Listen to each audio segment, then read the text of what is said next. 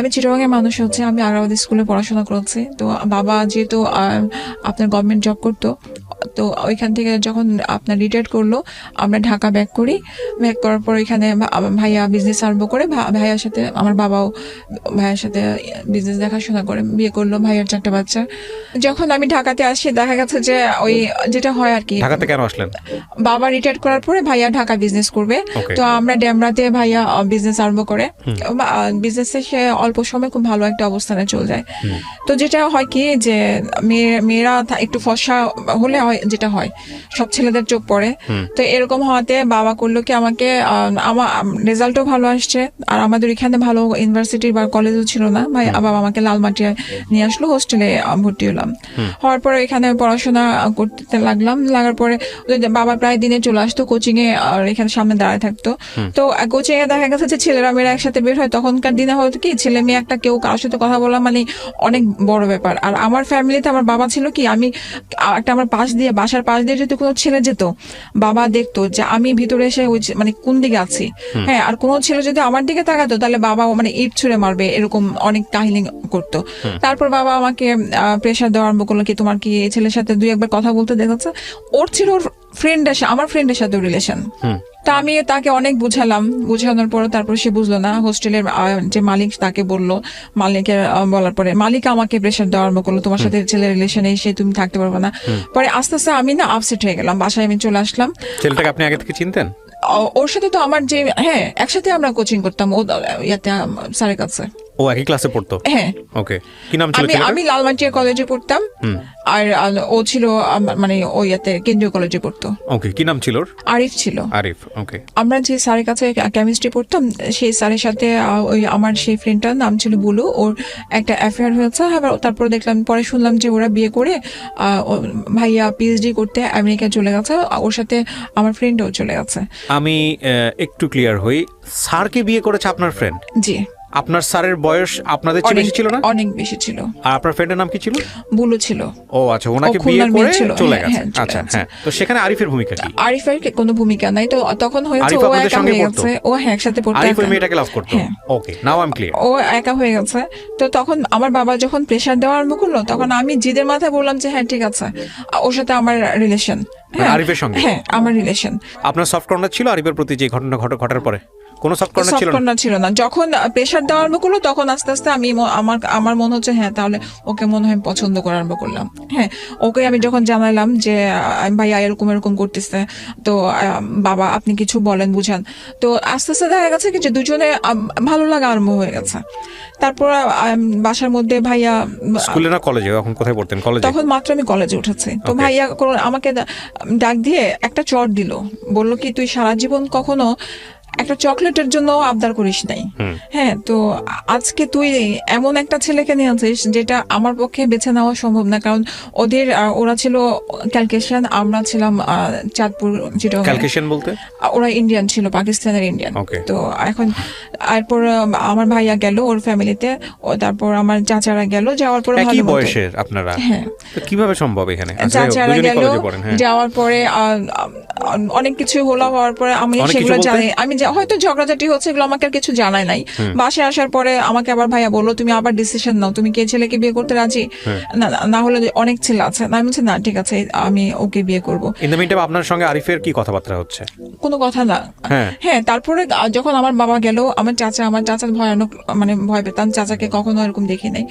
তারপরে আমি আমাদের ওইখানে চিটাগাং রোড বলে, চিটাগাং রোডে তখন আমার মনে আছে 12 টাকা করে মিনিট ছিল। হ্যাঁ, ওদের TNT নাম্বার ছিল। আমি কল দিলাম, দেওয়ার পরে এখন ও বলতেছে যে তুমি কি বলো। আমি বললাম যে বাসা থেকে এরকম বলতেছে তুমি কি বিয়ে করবে আমাকে। এখন বলে যে আচ্ছা ঠিক আছে, ওর বয়স অল্প। হ্যাঁ, বলে ও কি করে না করে এগুলো আমরা তখন কিছুই চিন্তা করি নাই। হ্যাঁ, এরপরে গেল বাসার মধ্যে, আমি তো চলে আসলাম, কারণ বাসাতে আমার মোবাইল তো দিচ্ছে না ভাইয়া কথা বলবে বা কিছু। তখন তো ভাইয়ের কাছে যেটা ছিল বড় একটা ওইখান থেকে কথা বলা সম্ভব ছিল না, খুব কড়া গার্ডে রাখা হচ্ছে।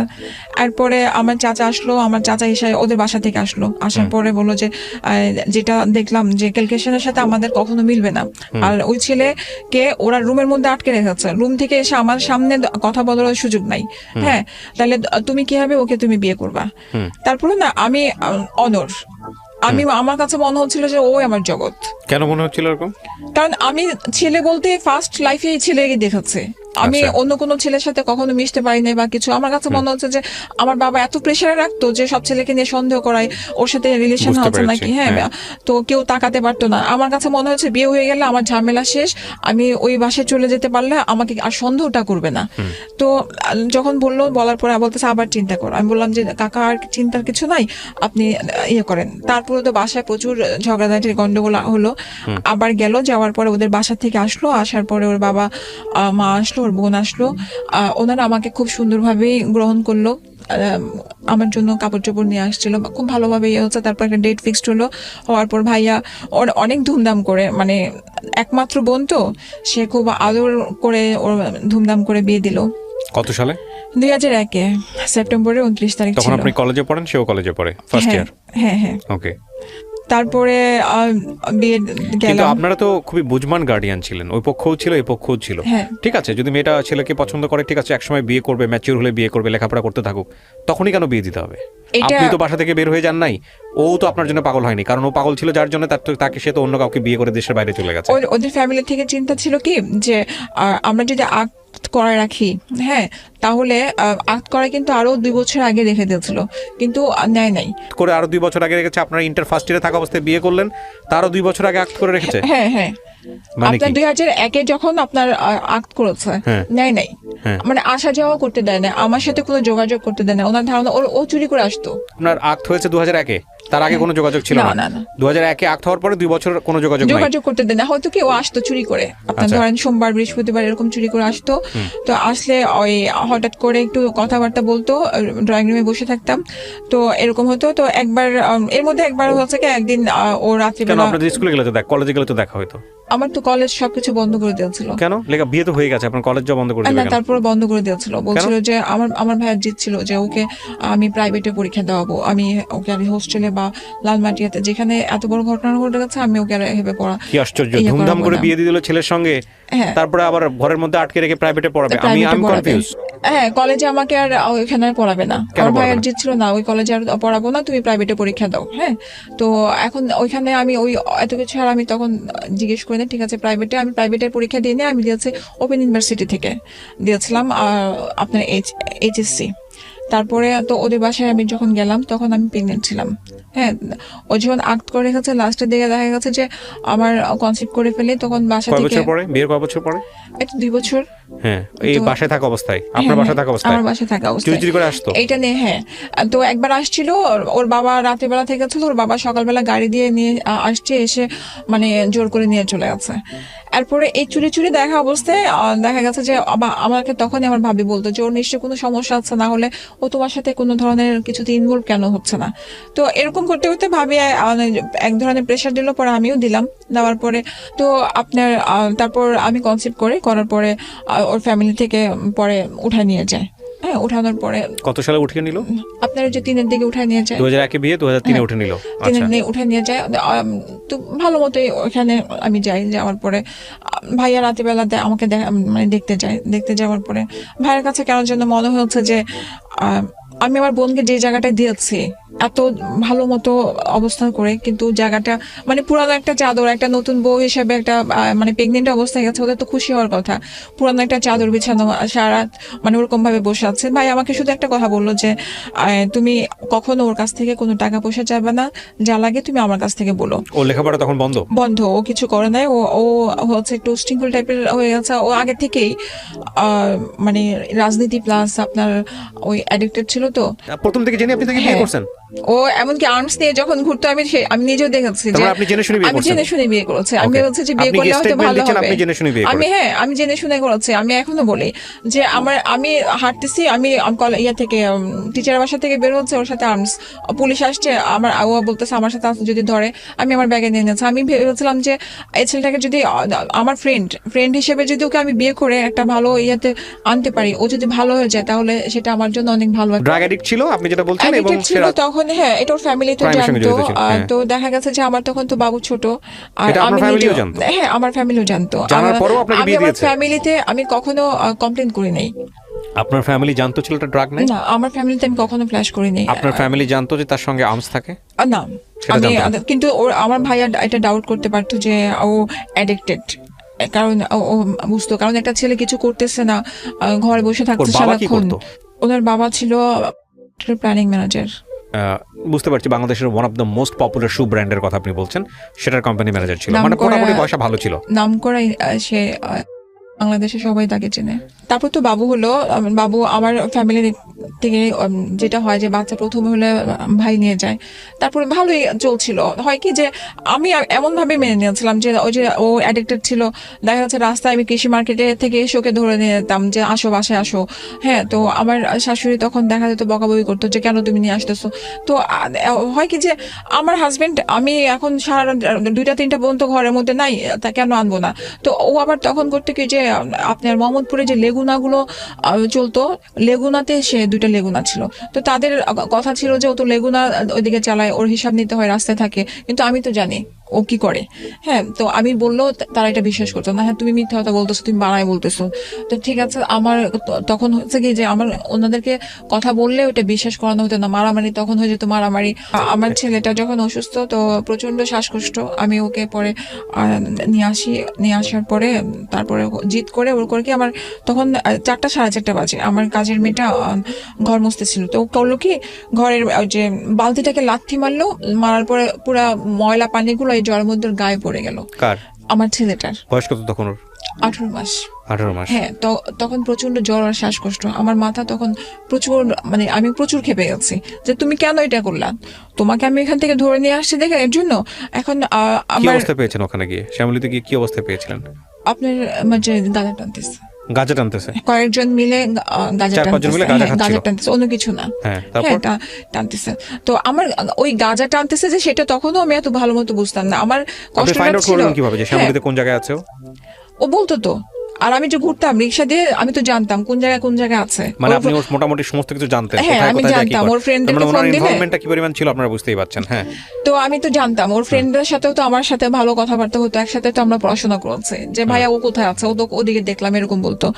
তারপরে করেছে কি, আমার তখন মাথা প্রচন্ড জিদ, আপনার আমার ওই যে পাশে আমার ছিল ড্রেসিং টেবিলটা ছিল, আমি ধাক্কা মেরেছি, ড্রেসিং টেবিলটা ভেঙে গেছে, আমার তখন হাতের এই যে রগগুলো কেটে গেছে। আপনার? হ্যাঁ, রগগুলো কেটে গেছে। তো আপনার গায়ে হাত তুললো সেই মুহূর্তে? হ্যাঁ, আমাকে লাথি মেরেছিল, লাথি মারার পরে আমার পিছনে ওই যে স্টিলের দোল আলনা টাইপের থাকে না, আলনার মধ্যে যে আমি ভিতরে পড়ে গেছি। এটা কি প্রথম গায়ে হাত তোলা নাকি এর আগেও তুলেছে? আরো অনেক কয়বার।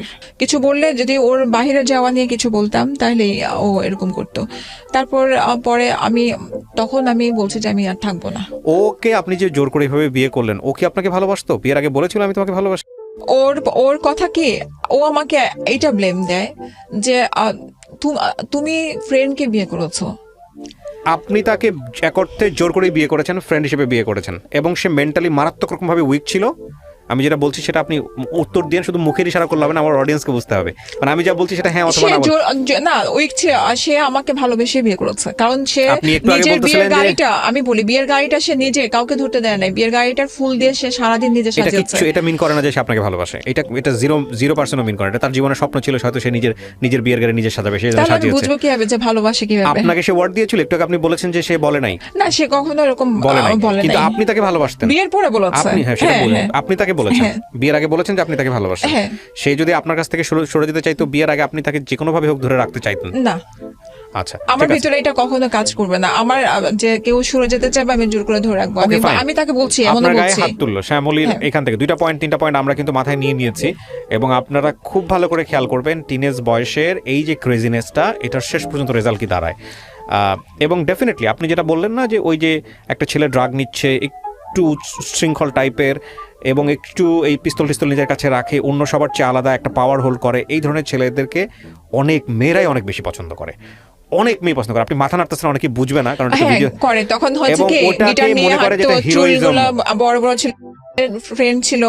হ্যাঁ, তো আমার কাছে ভালো লাগা কাজ করেছে। মানে ওটাকে আমার সিনেমার হিরো মনে হতো না, ওইটা মনে হতো না যে সিনেমার হিরো, কারণ সে যখন দুর্বলতা সেও দেখেছে।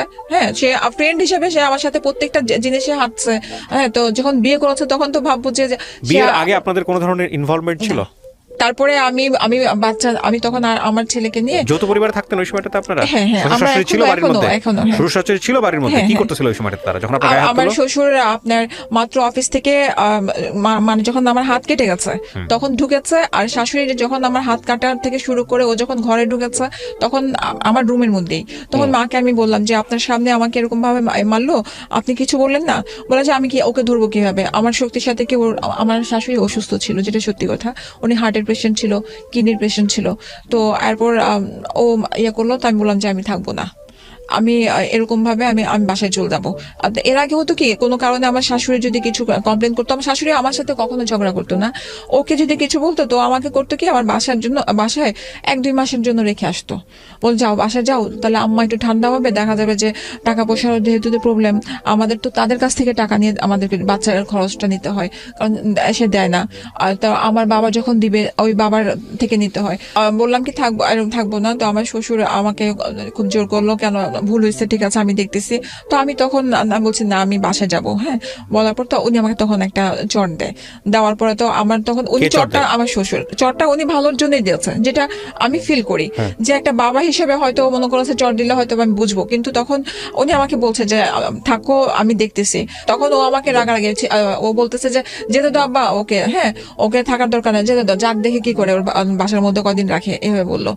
তো তারপরে এই ঝগড়া হতে হতে, হ্যাঁ, তো তখন প্রায় 11:30 এর মধ্যে আবার সে করলো কি, আপনার আমাকে নিয়ে গেল আমার হাত বাংলাদেশ মেডিকেলের যে হাত ওয়াশ করালো, হাত ওয়াশ করায় তারপরে আমি যেতে চাই নাই, ও আমার হাত মেয়ে ছিল, তো ওইটা আবার এক্সরে করার পরে তো ভাইয়া আসলো, ভাইয়া আসার পরে ভাইয়া করলো কি, ভাইয়া ভাবলো যা হয়তো বা সাথে করে নিয়ে গেলে জিনিসটা একটু ঠান্ডা হবে, ভাইয়া তাকে ভাবি আসলো, ভাবি আসার পরে আমি ভাইয়া ভাবির সাথে গাড়ি দিয়ে চলে গেলাম।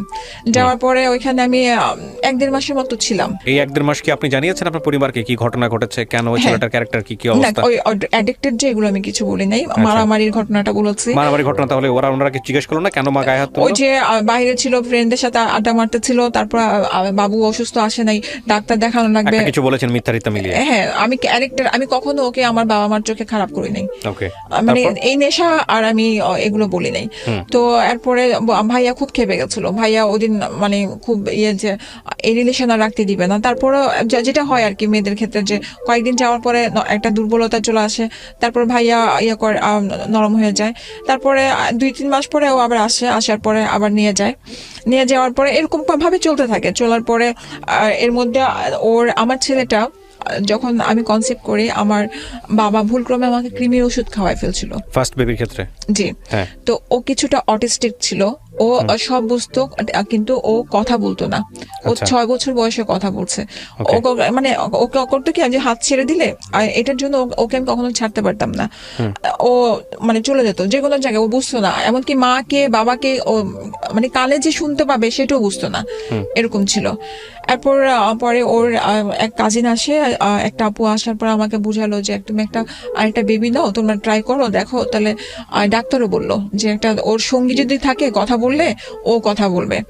তো এরকম করার পরে তারও অনেক দিন পরে একটা আমাদের মানে ওর ফার্স্ট বেবির 4 বছর পরে কনসিভ করার পরে যখন কনসিভ করি, আমি আমার শাশুড়িকে বলার পরে উনি বললো যে তুমি আবর্ষণ করে ফেলো। তো আমি আমার সেকেন্ড বেবিটা, হ্যাঁ, তো আমি আমার হাজবেন্ডকে বলি যে মা বলছে অ্যাবর্শন করতে, কারণ আমাদের তো কিছু নাই, কারণ ও যেটা ইনকাম করে, ওর যে লেগুনার যে টাকাটা আসে সম্পূর্ণ টাকাটা ওর বাবার হাতে দেয়। হ্যাঁ, ওইখান থেকে উনি দরকার লাগলে ওকে খরচ দেয়, কিন্তু ওই টাকাটা ও কখনো নিজে খরচ করে না। ও এদিক দিয়ে আবার বাবা মাকে খুবই ও শ্রদ্ধা করে। তো এখন পরে করলাম কি, আপনার এই ইয়াতে আপনার গ্রিন রোডে কি যেন একটা আছে, নামটাও মনে নেই, কমফোর্ট, ওইখানে ডাক্তারের সাথে কথা বললাম, অ্যাবর্শন করব, সব রেডি। তারপর দিন যেতে বললো, তারপর দিন গেলাম, যাওয়ার পরে উনি অসুস্থ ছিল দেখে উনি সেদিন পারলো না, বললো যে তুমি এক কাজ করো, আগামীকালকে আসো বলে। তো এর মধ্যে আমার হাজবেন্ড বাবাকে বলে, মনে হয় সেটা আমি শিওর না। তো বলার পরে এরপরে মা কিন্তু আমাকে আবারও বলছে, কি ব্যাপার, তুমি না অ্যাবর্শন করতে গেছিলা, তুমি হয় নাই? আমি বললাম যে মা, ডাক্তার অসুস্থ ছিল। তো এখন বাবা এসে আমাকে বলে যে যেটা হয়েছে তুমি বাচ্চা রাখো, কিছু হবে না, একজন তো আছে, আরেকজন আসবে, নতুন মেহমান আসবে, সমস্যা নাই, ঘরে আরো হাসি খুশি হবে। হ্যাঁ, উনি এটা বলার পরে তারপর আমি যাই, কারণ মা যেহেতু বলছে, কারণ বাসাটা আমার শাশুড়ির কথায় চলতো, তো এখন মা যেহেতু বলছে, আমি তারপর দিন যাই। পরে সবকিছু রেডি করে বিকালের দিকে যাই। আমার মনে আছে আমার হাজবেন্ড আমার হাত পা ধরে বলে যে রিক্সার মধ্যে বলে, আমি তোমার পা ধরে বলি থাক, যেটা ইয়ে হয়ে গেছে, আমাদের প্রথম বাচ্চাটা তো অসুস্থ, এখন ও যেহেতু অ্যাক্সিডেন্টলি চলে আসছে, থাকতে দাও। আপনার শাশুড়ি বলতেছে অ্যাবর্ট করার জন্য, আর আপনার জামাই বলতেছে রাখার জন্য। ওকে, তারপর? জি। তো এরপরে ডাক্তারের কাছে যখন গেলাম, যাওয়ার পরে অনেকক্ষণ বসেছিলাম। তারপরে চিন্তা করলাম যে হাজবেন্ড যেহেতু বলতেছে, ও বলতেছে যে আমি দেখবো। হ্যাঁ, আর বাবা তো মানে আমার বাবার কথা বলতেছে, বাবা তো প্রতি মাসে সবকিছু খরচ পাঠায়, বড় বাচ্চার খরচ তো সবকিছু পাঠাচ্ছে, তাহলে তো সমস্যা হবে না, দুই ফ্যামিলি মিলে বাচ্চাদের মানুষ হয়ে যাবে। তো এরপরে বাসায় আসলাম, ডিসিশন নিলাম। তো বাবা, আমার শ্বশুর, মানে আমার বাবা, ওনাকে ডাকতাম, তো আমার শ্বশুর খুশি। এখন মা আর কিছু বললো না, মা তো ইয়ে হলো। তো হওয়ার পর 3 মাস পরে দেখা গেছে যে আমার একটু প্রবলেম আরম্ভ হচ্ছে। পরে ওকে ওই কি জন্য একটা হরমোনের ইঞ্জেকশন দিয়ে দ্রুত বড় করা হলো। এর মধ্যে ভালো ছিল আমাদের রিলেশনটা। এর মধ্যে ও আবার আমাদের নতুন একটা বাড়ি করতেছিল, ওর জন্য ওকে ওইখানে পাঠিয়ে দেওয়া হয়েছে। তো মারামারি কাটাকাটির জিনিসগুলো ছিল না এর মধ্যে, আমিও শিখছিলাম। তো এর জন্য ওরকম কিছু ইয়ে হয় না। আর ডাক্তার দেখানো থেকে শুরু করে সবকিছু আমার শ্বশুরে নিয়ে যেত।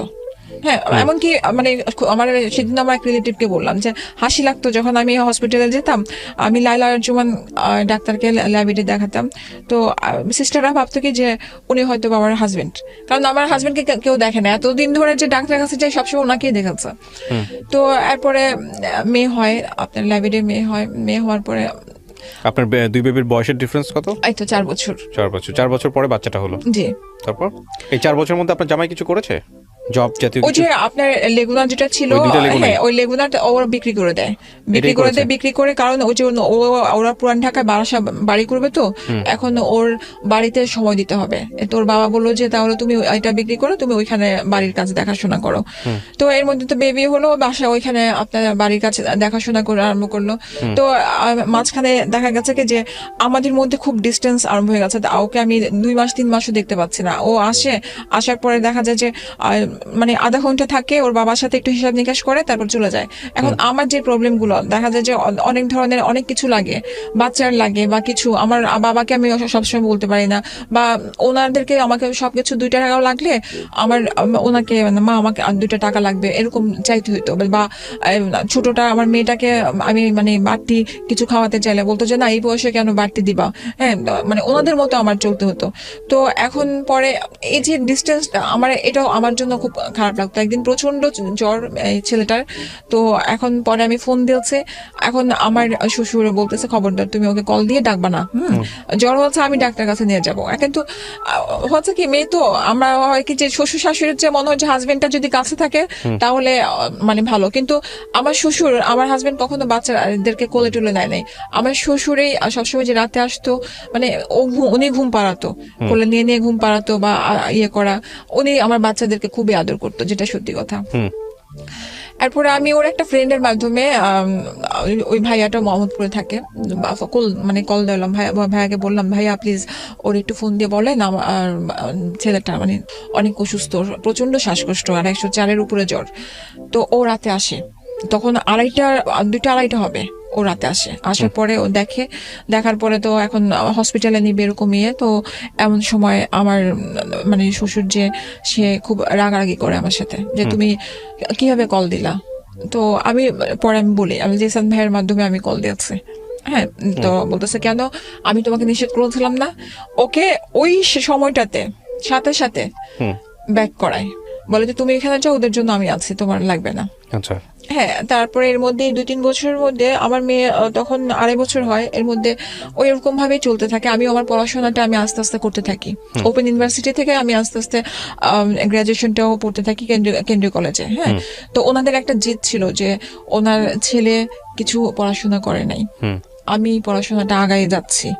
একসঙ্গে থাকতেন আপনি, জামাইয়ের সঙ্গে থাকতেন ওই সময়টাতে? না, ও তো তখন ওইখানে বাড়ি করার জন্য। হ্যাঁ, তো আসতো অনেকদিন পর পর আসতো, 15 দিন 20 দিন, আবার এমন গেছে যে 2-3 মাসও আসে নাই, হয়তো 15 দিনের মানে 15 মিনিটের জন্য। ঢাকার মতো থাকতেন না?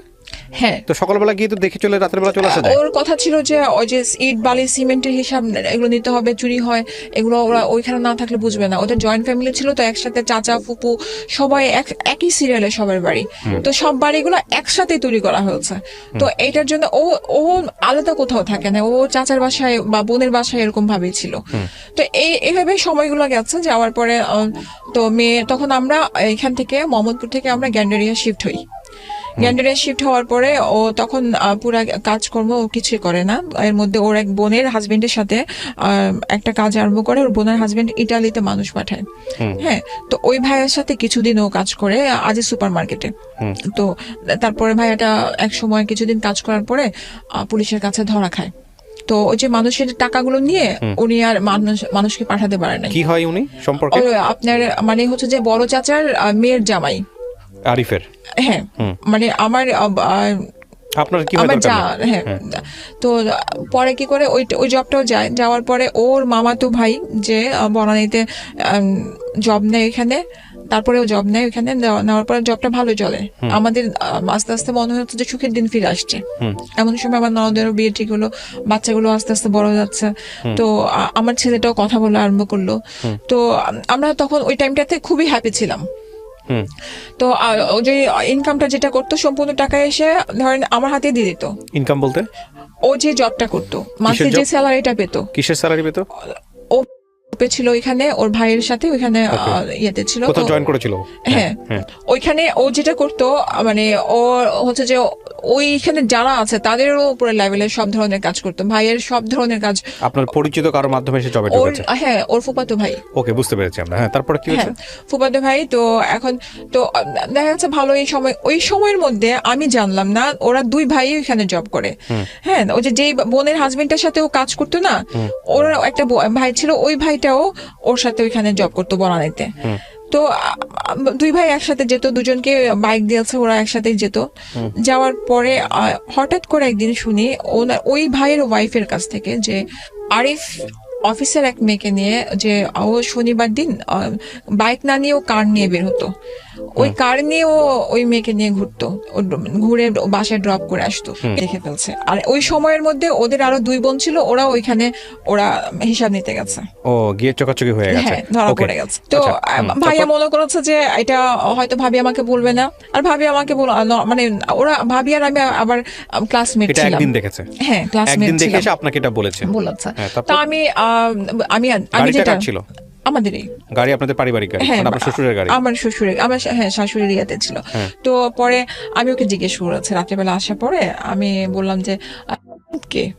হ্যাঁ, তো বললো যে অফিসের কলিগ। তারপর একদিন একটা পার্টি হয় লেকশিওরে, তো ওইখানে যাওয়ার পরে নাহিদের সাথে পরিচয় করা দেয়। পরিচয় করানোর পরে তো দেখলাম ভালো কথাবার্তা বললাম। তো প্রায় সময় যে গাড়ি নিয়ে যায় ওই সাথে ও ড্রপ করে, এই কথাগুলো আস্তে আস্তে আস্তে আস্তে ও নিজেই বলে যে আজকে দেরি হয়ে গেছে, নামাই দিয়ে আসছি। তারপরে আরেকজন মানে আরেকটা ভাইয়া ছিল, নামটা আমার মনে পড়ছে না, ওই ভাইয়াকে নামাই দিয়ে আসছি, এরকম ভাবে বলে। কিন্তু আমরা তো মেয়ে, তো আমার ভিতরে না আস্তে আস্তে সন্দেহটা ঢুকে যায়। কারণ এখন এর মধ্যে যে ওর কিছু সমস্যা ছিল যেটা, তো ওই সমস্যার কারণে আমাদের দুজনের এমনিতেই ওরকম অ্যাডজাস্ট হতো না। মানে আপনারা বলতেছেন হাজবেন্ড ওয়াইফ রিলেশনশিপের জায়গাটা অতটা স্মুথ ছিল না। আচ্ছা, ওকে। তো আমার কাছে সেটা কি ওর সাইড থেকে প্রবলেম ছিল? তো দেখা গেছে যে এর জন্য ও যেহেতু অনেক ডাক্তার দেখাচ্ছে অনেক ধরনের, তো এখন এর মধ্যে তুমি কেন তাহলে মেয়ে নিয়ে ঘুরবা? আমার কথা হচ্ছে এটা, তুমি তো ফ্যামিলিকে টাইম দিবা। তো এখন আমার বিষয়টা হচ্ছে যে তুমি ফ্যামিলিকে টাইম দিতে পারতেছো না, সেখানে আমার মেয়েকে নিয়ে। এখানে তো আমাদের একটা সন্দেহ তৈরি হয়, সেটা হচ্ছে যে ওর যদি অক্ষমতায় থাকে কোনো পার্টিকুলার বিষয়ে, তাহলে তো ওর মেয়েদের সাথে ইনভলভ হওয়ার কথা না। আমি ডাক্তারের কাছে এর জন্য নিয়ে গেছি, আমি সালাউদ্দিন হসপিটালে হরিতেশ পালের কাছে নিয়ে গেছে। আমাকে ওর সামনে বলছে ডাক্তার, হয়তো অভিনয় করছে আপনার সাথে, না হলে কোনো কারণ আছে। হ্যাঁ, ও কারোর সাথে ফিজিক্যালি ইনভলভ না। ও যেটা এটা বলেন আপনি। হ্যাঁ, ও যেটা ও হয় কি যে আমি যেটা শুনেছি, এটারও পরের ঘটনার সাথে যেটা হচ্ছে, ও করে ও গল্প করে, একসাথে বসে একটু হাত ধরে কথা বলা বা ইয়ে করা, আর কিছু না। ও ওই যে ফিজিক্যাল ভাবে ইনভলভ হয়ে যে ওইটা বের কিছু না। আচ্ছা, আমি এখানে একটা জিনিস একটু বোঝানোর চেষ্টা করি প্রিয় দর্শক এবং শ্রোতা, because this is very important thing, যেটা খুবই ইম্পর্টেন্ট পার্ট আমাদের লাইফে, বাট আমরা সবসময় এটাকে ইগনোর করি। সেটা হলো যে ওনাদের মধ্যে হাজব্যান্ড ওয়াইফের মধ্যে যে ধরনের সম্পর্ক, এটা একটা খুবই প্রীতি সম্পর্ক, পবিত্র সম্পর্ক, এবং যে সম্পর্কটা খুব প্রয়োজন, সেই সম্পর্কের জায়গাটা স্মুথ ছিল না। আচ্ছা, এখন কথা হচ্ছে পরবর্তীতে এই ভদ্র মহিলা ওনাকে যখন একজন ফিজিশিয়ানের কাছে নিয়ে গেছেন বা একজন ডক্টরের কাছে নিয়ে গেছেন, তখন ডক্টর ফাইন্ড আউট করেছে বা ওনারা পরবর্তীতে ফাইন্ড আউট করেছেন যে ওর মধ্যে আসলে প্রবলেম কোনো কিছু ছিল না ফিজিক্যালি, মানে ছেলেটার মধ্যে বা ওনার হাজব্যান্ডের মধ্যে, কিন্তু ও মেন্টালি এক ধরনের ওর মধ্যে পারভার্টনেস ছিল। এই পারভার্টনেসের বাংলাটা আমি কীভাবে বোঝাই, বেসিক্যালি হচ্ছে যেটা আসলে আমরা নর্মাল মনে করি যে একটা ছেলে এবং মেয়েটার মধ্যে যে সম্পর্কটা যে নর্মাল একটা সম্পর্ক, সেই সম্পর্কের জায়গাটায় অন্য কোনো বিকৃত চিন্তা যেটা মাথার মধ্যে রেখে সে হলো নর্মাল জায়গা থেকে অনেক বেশি সরে গিয়েছিল, যদি আমি বিষয়টা কীভাবে বলি, হুইচ ইজ আমাদের সোসাইটিতে এই জিনিসগুলো এখন অনেক বেশি হচ্ছে বিকজ অফ আওয়ার লাইফস্টাইল। হ্যাঁ, কিন্তু এটা ওনার উপরে ইফেক্ট তৈরি করলো। কিন্তু আমার কথা হচ্ছে যে আপনার বাচ্চা কাচ্চা হয়ে যাওয়ার পরে গিয়ে আপনি এটা আবিষ্কার করলেন নাকি আগে থেকেই ছিল? অ্যাকচুয়ালি আমি না, আমাদের রিলেশনটা ওরকম ভাবে আমাদের কখনো হয় নাই। আমার কাছে ও যখন মানে দূরে থাকতো, ওই যে প্রথম থেকে দূরে দূরে দূরে থাকতো, তো ওই জিনিসটা আমি কখনো, ওই যে ও আমাকে বুকে নিয়ে অল টাইম ঘুমাতো, এই জিনিসটা আমার কাছে শান্তি ছিল যে আমার হাজবেন্ড আমাকে বুকে নিয়ে ঘুমাচ্ছে, আর কিছু লাগবে না। তো যখন ওই যে এই জবে যখন ঢুকলো, দেখলাম যে আস্তে আস্তে করে ও মেন্টালি কেমন যেন করতো, দেয়ালে মাথা বাড়ি দিত, আমাকে পা ধুয়ে মানে ধরে ক্ষমা চাইতো, আমি কিছু পারতেছি না, ক্ষমা করে দাও। আমি ওকে অনেক বুঝাতাম যে এটা কোনো ব্যাপার না, আমার কিছু লাগবে না, আমি ট্রাস্ট মি, আমার কিছু লাগবে না, জাস্ট কারণ আমি তো ঘর থেকে বের হই না, আমি জবও করি না, আমি মাস্টার্স তখন পড়তেছি। হ্যাঁ, তো ওর একটা ইয়ে ছিল যেন আমি পড়াশোনাটা না করি, কিন্তু আমি আমার টাকা দিয়ে আমি চালিয়ে গেছি। তো এখন ও করেছে কি, তো মানে এমনও সময় গেছে যে না পারলে ওর নিড ছিল আমার কাছে মনে হতো, কিন্তু পারতো না, তখন না আমাকে ও মারতো। এমন হয়ে গেছে যে এরকম সুইচ থাকে আপনার লাইটের, ওইখানে আমার মাথা নিয়ে বাড়ি মারতো, এরকম আমি সেন্সলেস হয়ে গেছি, আমার বাচ্চারা চিৎকার করতেছে। তখন তো আমি উপরে, মানে আমার শ্বশুরের থাকতো 3 তলা, আমরা তখন 6 তলা থাকতাম। তখন ও নিজে মাথায় পানি দিত, চিৎকার করে কান্নাকাটি করতো, তারপর সেন্স যখন আসতো তখন আমাকে বুঝাতো, এরকম ভাবে লাইফ যেত। তারপর আমি আমার ফ্যামিলিকে কখনো না কমপ্লেন করি নাই। আপনি যে বিষয়টা আমাকে একটু আগে বলেছেন, এটা খুব ইম্পর্টেন্ট একটা বিষয়, যে কারণে আমি বিষয়টা নিয়ে একটু জানতে চাচ্ছি আপনার কাছ থেকে। একটা যেটা বলছি, ডক্টর বললো যে ওর মধ্যে অন্য ধরনের একটা পারভার্টনেস আছে, কিন্তু সেটা কি আপনি প্রমাণ পেয়েছেন হাতে কলমে কখনো? না, প্রমাণ আমি পাই নাই। এমন টাইমে ওই অ্যাক্সিডেন্টটা করে, সেটা হচ্ছে যে আপনার মেবি যে মিরপুরে একটা খেলার স্টেডিয়ামে খুব সুন্দর করে সাজিয়েছিল কোনো একটা ফুটবল খেলার মনে হয়, তখন পুরা আমাকে ও আবার এই জিনিসগুলো করতো, ওর কয়েকটা গুণ খুব ভালো ছিল, যে আমি যে কোনো টাইমে যদি বলতাম একটু ঘুরায় নিয়ে আসো না, ও আমাকে নিয়ে বাইকে করে ঘুরায় নিয়ে আসতো। তো আমাকে বলে চলো মিরপুরে স্টেডিয়াম সাজানো হচ্ছে, তোমাকে আমি নিয়ে আসি। হ্যাঁ, তো নিয়ে আসতে যে এই টিকাতুলিটা পার হতে যে বাইকটা থামায় রাস্তা পার হবো, পেছন থেকে প্রাইভেট কার, ওই লোকটার কানে হেডফোন ছিল, ওর পায়ের পাতার উপরে, ও তো স্ট্যান্ড করে পাতা রেখেছে, পাতার উপরে গাড়িটা উঠাই দেয় চাকাটা। ও যে ধাক্কা মারছে যে আমার পায়ের উপরে, সে তো হেডফোন। আমি পরে লাফ দিয়ে নেমে আমি যে লোকটাকে আমি বলি যে ভাইয়া আপনি ব্যাক করেন, তারপরে ও করে কি যে আমাকে বলে তুমি গাড়িতে উঠো। হ্যাঁ, তুমি, আমি বলি কি না আগে তুমি যাও হসপিটালে, বাইক রাখো এখানে, আগে হসপিটালে নেই। ও বলে আগে না, আগে তোমাকে সেভ করতে হবে, তুমি উঠো, কারণ অনেক রাত হয়ে গেছে, তো তখন প্রায় 12:30 1 বাজে। তো তখন সাথে সাথে ও নিয়ে যায়, আমি তো ওকে সালাউদ্দিনে নিয়ে যাই, নেওয়ার পরে তারপরে ও কল দেই, ওর যে আমরা তো ওইখানে জয়েন্ট ফ্যামিলি সবাই পাশাপাশি ছিলাম, ওর যে কাজিন গুলো আছে তাদেরকে কল দেয়, ও কল দেওয়ার পরে সবাই আসে, আসার পরে মানে বাইক নিয়ে যায়, ওকে আমি নিয়ে যাই। নেওয়ার পরে তো ওর পা প্লাস্টার করা উপরে নিয়ে, তারপরে আমার আম্মা আসার পরে আমার ওই যে আপনার 1 মাসের উপরে হবে প্লাস্টার করা ছিল, জবে ও যেতে পারে নাই, আম্মা খুব ওকে টেক কেয়ার করেছে। তো ওই টাইমটাতে করতো কি, নারীদের জিনিসটা কিন্তু মাথা থেকে আমার পুরো চলে গেছিল। তো আমি আমার সাথে পরিচয় করাই দিল, ওই যে ও আমাকে এসে বলতো যে ওকে ড্রপ করে দিয়েছে, তাহলে আমার ওইখানে সন্দেহ আর আসলো না, কারণ ও তো সবকিছু আমাকে ক্লিয়ার করতেছে। আর আমি কখনো না যে মেয়ে ঘটিত ব্যাপারগুলো নিয়ে আমি ওকে সন্দেহ করতাম না।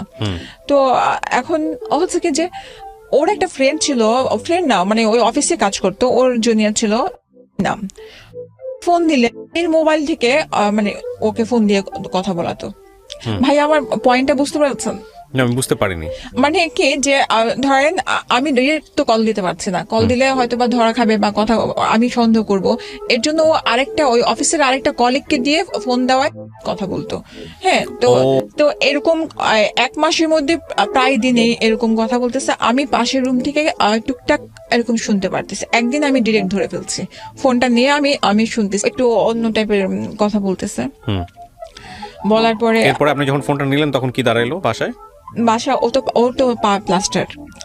ও আমি যখন চিৎকার চেঁচামেচি করছে আমি বললাম যে এটা কি, আমার আম্মা বাসার মধ্যে, হ্যাঁ এটা কি, আমার আম্মা বলতেছে যে ছেলেরা এরকম করে, আমাকে রুমের মধ্যে নিয়ে বলে ছেলেরা এরকম করে, তুমি কিছু বলো না প্লিজ, সংসারটা রাখো, এবং মেয়েরা অনেক কিছু সহ্য করতে হয় মেয়েদেরকে। আমি তারপরও চিৎকার করেছে, হ্যাঁ এইভাবে কেন। তারপরে সে আমার কাছে ক্ষমা চাইলো, মানে কসম টসম কাটলো, আমার মার কসম, এই বাচ্চার কসম কাটলো, আমি এরকম করবো না। তো তুমি কি করবা না, তার মানেটা কি, তোমার সাথে কোনো রিলেশন?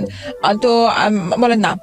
এরপরে আমি করলাম কি, ও ঘুমায় গেল, যেহেতু ওর পা সমস্যা, ও মুভ করতে পারে না, ওর মোবাইল নিয়ে আমি চেক করে দেখলাম ওদের এমন অনেক পিক আছে যে বাইরে ওরা গেছে খেতে, তারপরে যে ভোরবেলা যে এগুলো হয়তো ধরার না, কিন্তু আমার ভিতরে লেগেছে যে একটা ভোরবেলা যে দুজনে খুব সুন্দর করে একটা ছবি তোলা, তারপরে দুজনে একই ম্যাচিং করে একটা ড্রেস পরে ছবি তোলা, এগুলা, তারপরে পুরা ওর মোবাইলের ছবিগুলো।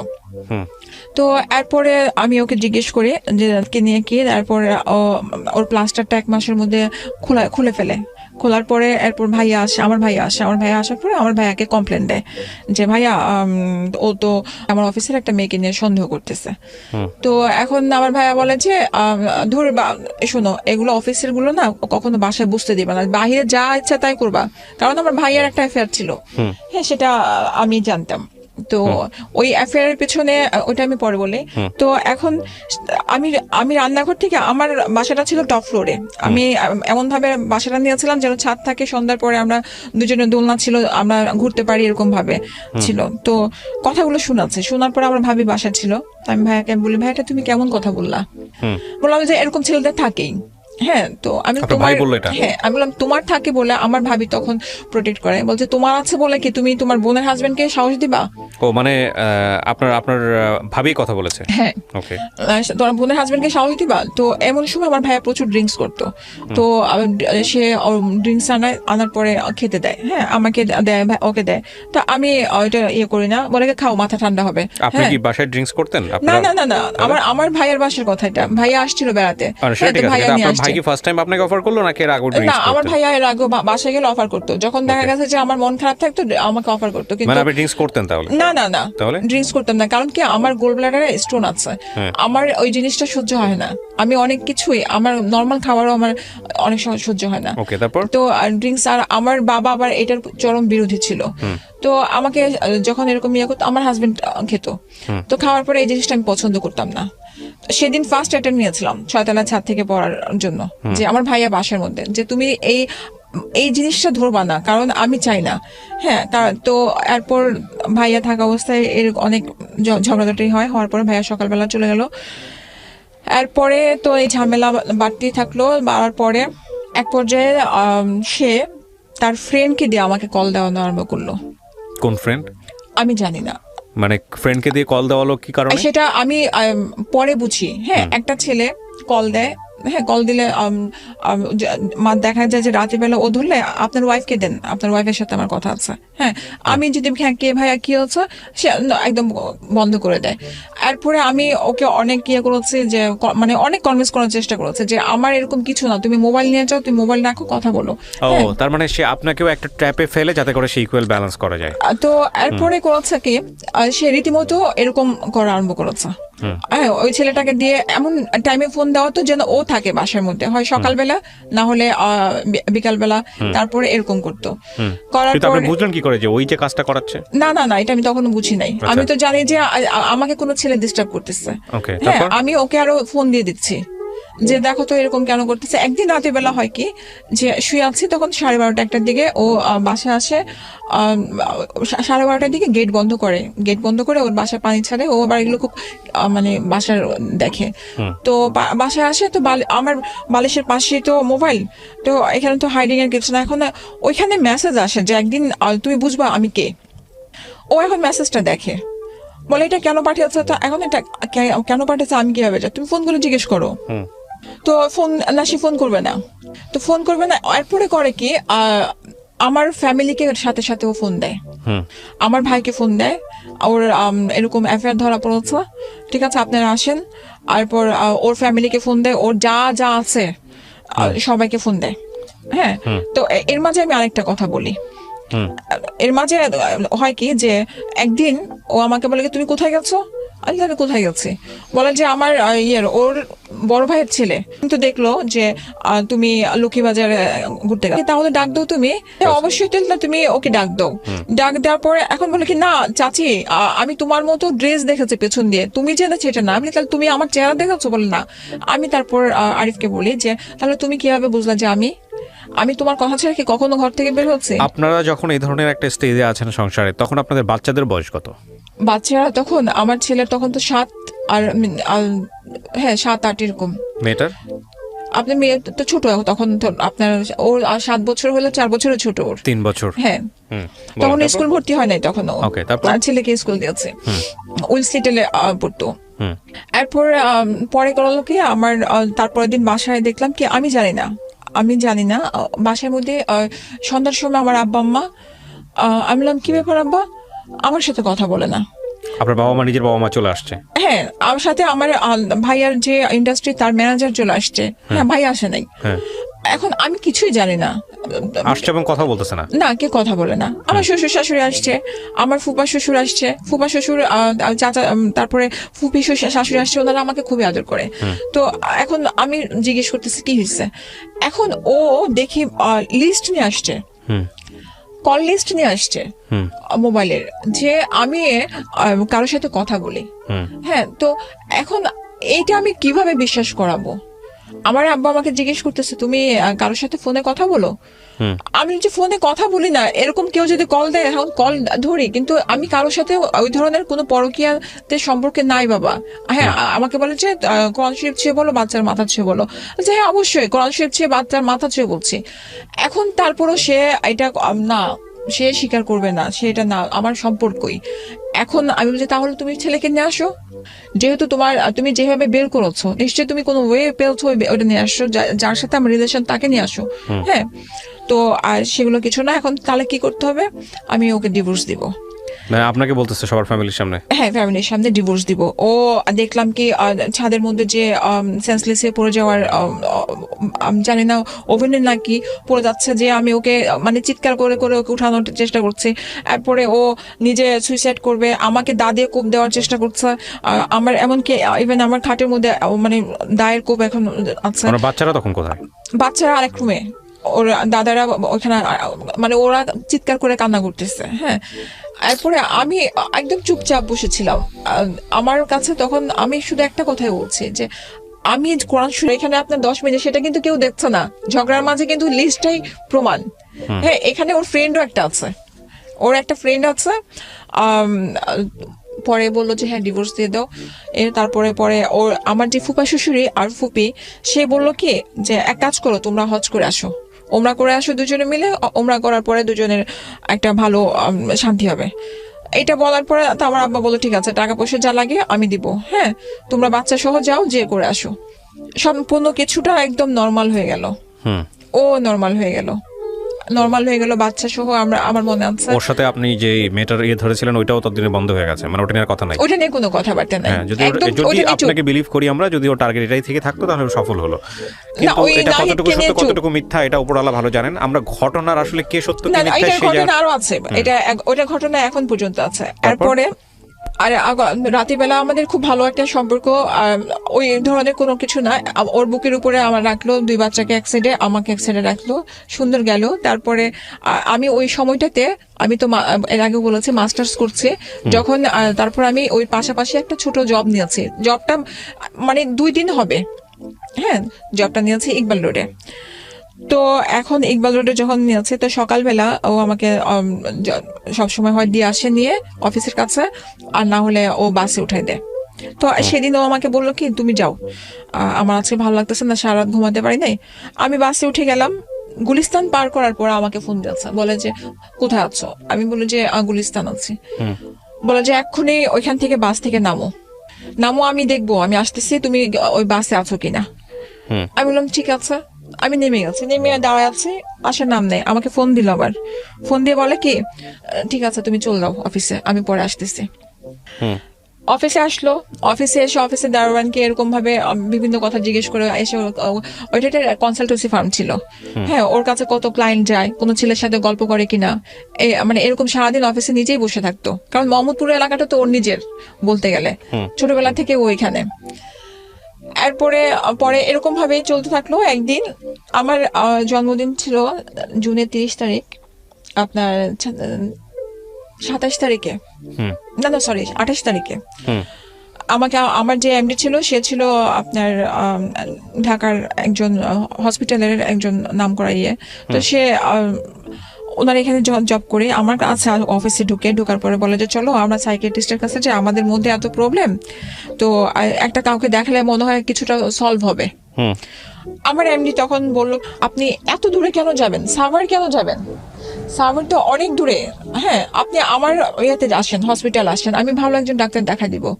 সে বললো কি না, আমি ওইখানে কথা বলে আসছি। তো উনি করলো কি, বললো কি যে আপনি এক কাজ করেন, ওনার যে ধরেন ওনাকে আমি এর আগে কিছু প্রবলেম বলছি, কারণ অফিসে এসে না ও মাঝে মাঝে চেঁচামেচি করতো, তো আর নোংরামি কথাবার্তা বলতো আপনার অফিসে এসে, হ্যাঁ নোংরামি কথাবার্তা বলতো। তখন আমাকে কিছু কথা ওনাকে বলতে হচ্ছে। তো করলো কি, আমাকে বিকেলে লাঞ্চের পরে আমাকে নিয়ে গেল সাভারে। আমি তো ওগুলো কিছু চিনি না, বাইকে করে নিয়ে গেল। ওইখানে যাওয়ার পর দেখলাম যে একটা বিরাট একটা মাঠের মধ্যে একটা গেট, এত বড় তালা, মানে ভাত, ওই যে বিয়ে বাড়িতে যেমন ভাত নিয়ে যায় না, দুই হাতে করে এরকম ভাবে নিয়ে যাচ্ছে। ঢুকলাম, তো আমি বললাম যে এটা কেমন ধরনের ডাক্তার তুমি নিয়ে আসছো, বলে আসো সমস্যা নাই। বিশ্বাস করবেন না ভাইয়া, তখনও আমি ওর হাত এমনি ধরে আছি, আমি বলতেছি জান আমার না ভয় লাগতেছে, এমন একটা জায়গা। এরপরে আমাকে বলে কি জান এক কাজ করো, আমার হাতে কিছু গোল্ডের রিং টিং ছিল, বললো যে এগুলো খুলে দিয়ে দাও। হ্যাঁ, আমারও কেমন যেন ভালো লাগছে না, দেখলাম আশেপাশে খুব চিৎকার চেঁচামেচি করছে। তো এরপরে খুলে দিলাম, দেওয়ার পরে ওরা আমাকে ওইখান থেকে আরেকটা রুমে নিয়ে গেল, নিয়ে আমাকে একটা ডাক্তার আসলো আর আরেকটার সাথে সিস্টার আসলো। আমাকে বললো কি যে আপনি অ্যাডিক্টেড। এর আগে হচ্ছে কি যে মাঝে মাঝে আমি ওর উপর জিদ করে ঘুমের ওষুধ 2-1টা খেতাম, হ্যাঁ ওইটা হচ্ছে জিদের কারণে, ওইটা কোনো আমার নেশা ছিল না। ডাক্তার আসলো, আমাকে বলে যে আপনি কি অ্যাডিক্টেড। তো আমি বললাম যে অ্যাডিক্টেড মানে, বলে আপনি ইয়াবা খান, সিগারেট খান, হ্যাঁ সিগারেট খান, ঘুমের ওষুধ খান। আমি হ্যাঁ খাই। আমি বলছি সিগারেট খান, এটা বলতেন? আমি সব বলছি। হ্যাঁ বললেন কেন? আপনি খান না শুনেন না, আমার তো তখন জিদ কাজ করছে। আমার পাশে যাকে আমি ধরে আছি এনে, আমি তখন তো বুঝে গেছি যে সে আমাকে এখানে ট্র্যাপে ফেলার জন্য নিয়ে আসছে, সে আমাকে রিহাব সেন্টারে ভর্তি করার জন্য নিয়ে আসছে। তো আমাকে পরে বলতেছে আচ্ছা ঠিক আছে আপনি এখানে সিগনেচার করেন। তো আমি সিগনেচার কেন করবো, বলছে আপনি অ্যাডিক্টেড, এখানে ভর্তি হতে হলে সিগনেচার লাগবে। হ্যাঁ, আপনার তো কোনো গার্ডিয়ান আসেনি, আপনার হাজবেন্ড আছাড়ি আছে। আপনি তাহলে এক কাজ করেন, আমার ব্লাড টেস্ট করেন। আপনি যদি একটা কিছু পান, আমি অবশ্যই আপনি যতদিন বলবেন আমি ততদিন পর্যন্ত এখানে থাকবো। হ্যাঁ, আপনি করেন। এখন দেখি যে আমার প্রাণপ্রিয় হাজবেন্ড অঝোরে কান্না করতেছে, জান তুমি কিছু বলো না, থাকো, কোনো সমস্যা নাই, আমি দেখবো। হ্যাঁ, আরে তুমি কি দেখবা, হাউ কুড ইট বি, তুমি কি দেখবা? হ্যাঁ, আমি বললাম, তখন বলছি তুমি কি দেখবা, তোমার কিছু লাগবে না। আমি মাথায় তখন আমার একটা চিন্তা, এত বড় তালা, আমি এটা ভেঙে বের হবো কিভাবে, আর এদের মাঝে আমি বুদ্ধি করে আমি ওর কিছু যে মেডিকেল রিপোর্ট ছিল আমার ব্যাগে আমি অল টাইম রাখতাম, ওইগুলো ও সরাতে চাইতো। হ্যাঁ, ও কিছু ইবনে সিনাতে কিছু টেস্ট করেছিল যে ওর সাইকিয়াট্রিস্টের কাছে, ওগুলো সব আমার কাছে ছিল। আমি বলে ও তখন বাইরে দাঁড়া খুব কান্না করতেছে। এরপর আমি সিস্টারটাকে বলি যে আপু আপনি তো একটা মেয়ে, হয়তো ভাইয়া বুঝবেন, আপনি একটু রিপোর্টগুলো দেখেন আর আপনি টেস্ট করেন, যান আপনি করে টেস্ট করে দেখেন। তো রিপোর্ট দেখার পরে জানি না আল্লাহ কি রহমত, আপুটা বললো কি যে আমার কাছে তো মনে হয় যে ওনার হাজবেন্ডের প্রবলেম। তো এরপরে এই টাইমে কিন্তু আমার বাবার কাছ থেকে 2 লাখ টাকা নিয়ে চলে আসছে। কে? আমার হাজবেন্ড। কিভাবে আসে? নিয়ে যে বলছে ও অ্যাডিক্টেড তো বাবা, হ্যাঁ এখন ওকে ঠিক করতে হবে, যে পাগলামি করতেছে, তো আমার কাছে তো টাকা নাই। আমার আব্বু কি বলছে যে যেভাবে হোক ওকে ঠিক করো মা, ওর 2টা বাচ্চার জন্য ঠিক করতে হবে, তাহলে ভর্তি করো, 6 মাসের জন্য দরকার ভর্তি করতে হলে ভর্তি করো, বাচ্চাগুলো আমার কাছে থাকবে। এখন আমাকে বলে আপনার বাবা আপনাকে এত ভালোবাসতো, অথচ আপনার বাবা চোখ বন্ধ আমাকে, করে বিশ্বাস আমার করলো? তখন জিদ একটা কাজ করছিল যে আমাকে একটা কল দেয় নাই, আমি অ্যাডিক্টেড, ওইটা পরে বলি। এরপরে আমি বললাম তখন না, ওরা আমাকে বলে কি ঠিক আছে এক কাজ করেন, আপনি কি ভাই এক কাজ করেন, আমাকে 30 তারিখের জন্মদিন আর 2টা দিন আছে, আমি 30 তারিখে আসবো। বলে কি শুনেন, যদি না যান আমরা কিন্তু অ্যাম্বুলেন্স দিয়ে আপনাকে ইঞ্জেকশন দিয়ে কিন্তু মানে সেন্সলেস করে নিয়ে চলে আসবো। হ্যাঁ, তো ওগুলো তো আমি সিনেমার মধ্যে ছোটবেলায় দেখে আসছি। হ্যাঁ, আগে দেখতাম এরকম ভাবে নিয়ে চলে আসতো। তখন ও বাইরে কাঁদতেছে, তখন আমি বের হলাম, বলে আমাকে বলতেছে জান তুমি টেনশন করো না, তুমি থাকো, আমি 30 তারিখে বাবুদেরকে বাচ্চাদেরকে নিয়ে আসবো। আমি না সমস্যা নাই ভাইয়া, ওরা রাজি হচ্ছে, আমি যাই, যাওয়ার পরে আমি 30 তারিখে চলে আসবো, তুমি টেনশন নিও না। হ্যাঁ, আমার কথা ছিল যে এনিহাও আমাকে বের হতে হবে এখান থেকে। হ্যাঁ, তালাটা খুললো, খোলার পরে তো আমি চুপচাপ ইয়ে করলাম, ও আমাকে আমার মোবাইলটা হাতে দিল, দেওয়ার পর অর্নামেন্টস গুলো দিল, আর সারা রাস্তার মধ্যে মানে কান্না করতে, বলে কাঁদতেছো কেন, তুমি তো আমার সাথেই যাচ্ছ, দেখো আমি তোমাকে কত ভালোবাসি।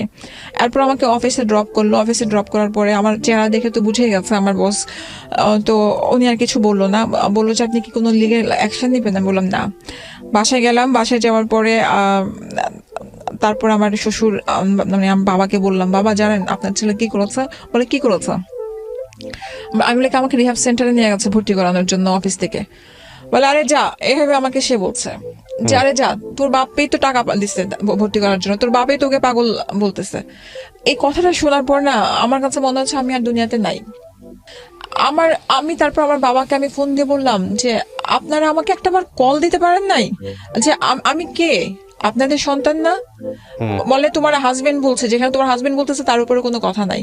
আমি হাজবেন্ড বেশি নাকি তার সন্তানটা বেশি? হ্যাঁ, তারপরে আর আমি কোনো কথা বলিনি, আর আমি সাথে সাথে রেখে দিয়েছে। রাখার পরে আর পরে আমার বাবার তারপর পরের দিনে ওই দিনের ঘটনা, আমি নিচে নেমে গেছি, রাগারাগি করে আমি নিচে নেমে গেছি। নিচে নামার পরে ও আমার সাথে সাথে আমার হাজবেন্ডও নিচে নেমেছে। নিচে নামার পরে বাচ্চাগুলো খুব কাঁদতেছিল। তারপরে করলাম কি, আমি পাশে একটা ইট ছিল হাতে, আমি বললাম যে খবরদার যদি আমাকে ধরতে আসো আমি ইট দিয়ে বাড়ি দেবো। আমার ভাসুরের বউ আসলো, আমাকে বললো যে চলো তুমি রাত্রে আমার কাছে থাকবা। এমন সময় ও আমার গায়ে 2টা চড় মারলো জোরে জোরে। মারার পরে আপনি গায়ে হাত তুলতেন কখনো ওর? না, একেবারেই তোলেন নাই কখনো? না না, তুলেছে, এটা পরে আসতেছে, তখনও তুলি নাই। আমি ইট নিয়েছিলাম মারার জন্য, আমি বলছি আমাকে ধরতে আসলে আমি কিন্তু ইট মারবো। আমি ওকে প্রচন্ড ভালোবাসি, এখনো ভালোবাসি। এরপরে পরে আমার ফুপা শ্বশুরা নিয়ে যায় উপরে, নেওয়ার পর বুঝানোর পরে রাতের বেলা বাসার মধ্যে দেয়, বাচ্চাগুলোকে নিয়ে থাকি। এরপরে ডিসিশন হয় যে ডিভোর্স দিয়ে দিব। ঠিক আছে, তুমি ডিভোর্স চাচ্ছ, ডিভোর্স দিয়ে দিব, চলো। এরপরে যাই, ডিভোর্স নেয়। ডিভোর্স নিয়ে উপরে কত সালে এটা ডিভোর্সটা নেয়? ডিভোর্স 2009। ওকে। আর ডিভোর্স নেওয়ার পরে নিচে নেমে বলে কি আমি ভুল করেছি, আমি এখন তোমাকে বিয়ে করব। সাথে ওর খালাতো ভাই, হ্যাঁ, আমাকে বলে সিগনেচার করতে। ওইখানে যাওয়ার পরে ওদের রিলেটিভ যে জর্জ কোর্টে, এরপরে আমার পরে ওর বোনেরও ডিভোর্স হয় একসাথেই। তো এখন আমি বিয়ে করবো মানে তুমি আমাকে ডিভোর্স দাও নাই, তুমি তোমার ডিসিশন ছিল এটা। হ্যাঁ, আমার ফ্যামিলির কাছে খারাপ করছো আপনারা দুই তুমি। পক্ষই সাইন করেন ডিভোর্স পেপারে? ওকে।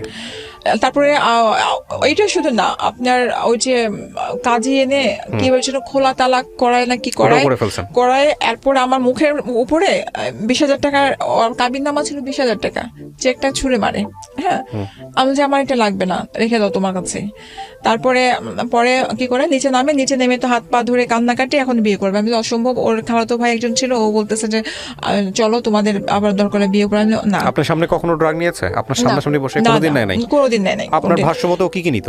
আপনি ড্রাগ অ্যাডিক্টের যে বিষয়টা বলেছেন, ড্রাগ অ্যাডিক্ট বলতে কি শুধু সিগারেট খাইতো সে আপনার চোখের সামনে, আর আপনি অন্য কিছু জানতেন না? আমার চোখের সামনে সে সিগারেটও খেতো না, বাইরে থেকে খেয়ে আসলে আমি এটার স্মেল পেতাম। ও আমার ভয়, আমার বাসার কি নিত সে? ইয়ে হতো না, ও গাঁজা টানতো। আচ্ছা, এছাড়া কিছু টানতো না। তখন ওই টাইমটাতে শুধু সে গাঁজা খেত। তো এরপর তো ডিভোর্স হয়ে গেল, ডিভোর্সের পরে তো পাগলামি প্রতিদিনই কান্নাকাটি করে, অফিসে যায় কান্নাকাটি, এমন করতে করতে 18 মাস গেল। 18 মাসের মধ্যে প্রতিদিনই এই অবস্থা। আমার বাবা আমাকে জোর করে আবার অনেক কাহিনীর পরে কনভিন্স করে আবার বিয়ে দিল ওর সাথে। মানে কার সাথে? ওর সাথে আবার বিয়ে দিয়েছে? হ্যাঁ, ওর সাথে বিয়ে হয়েছে। হ্যাঁ, হুজুর ডেকে, হ্যাঁ, আমার চাচার বাসায় আমার ভাইয়ারা আমাকে জোর করে দিল যে ডিভোর্সের কয়দিন পরে বিয়ে হয়েছে আপনাদের? 18 মাস।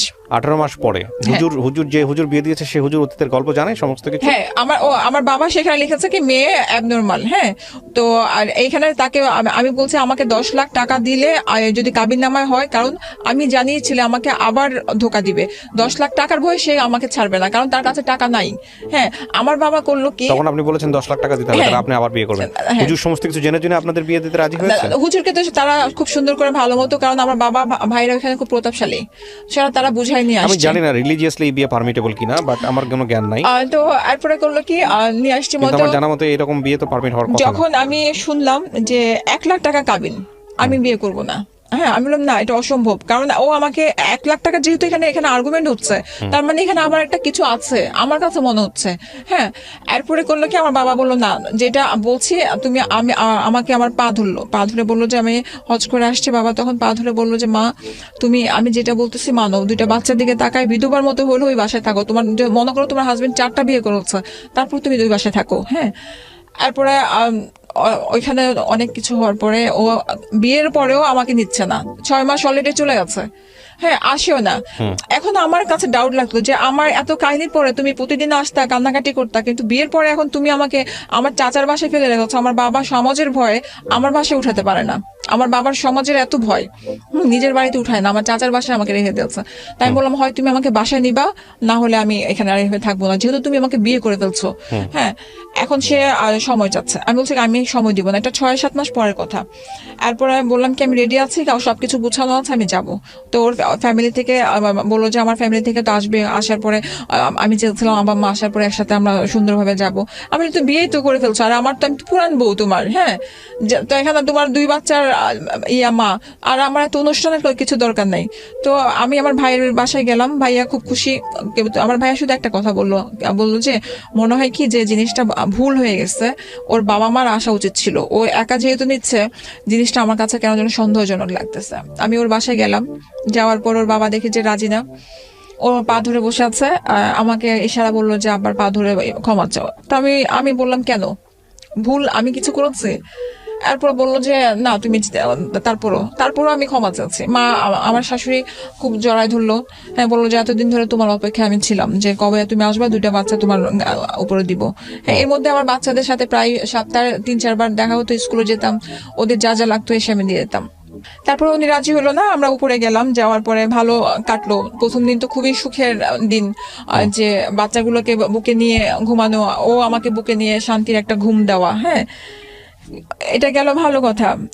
এরপরে 3 দিনের মধ্যে আমার শাশুড়ি হঠাৎ করে অসুস্থ, ও ইস্তেমায় গেল।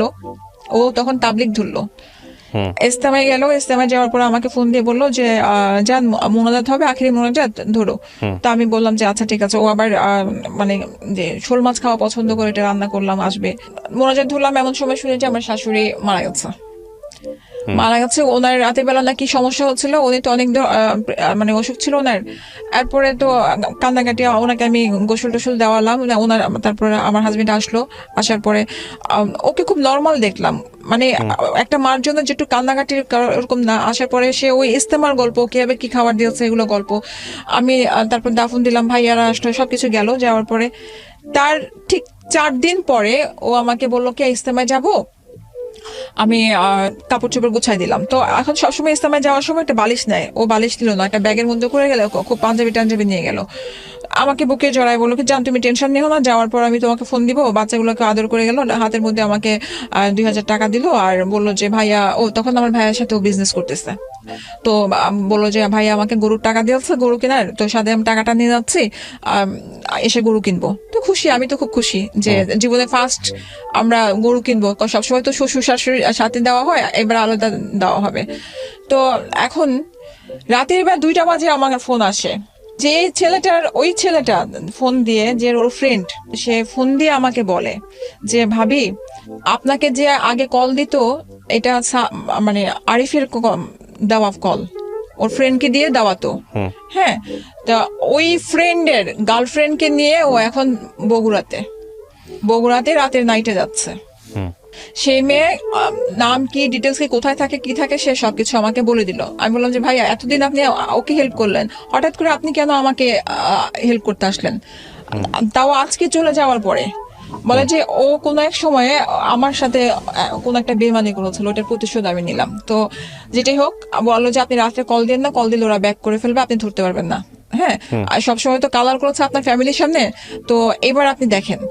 সকালবেলা আমাকে ফোন দিল, যান বয়ান শেষ হলো, খুব সুন্দর জায়গা, আমি একটু ঘুমাবো, হ্যাঁ ফোনটা বন্ধ থাকবে, তুমি টেনশন নিও না। আমি ঠিক আছে, আমি খুব নর্মাল।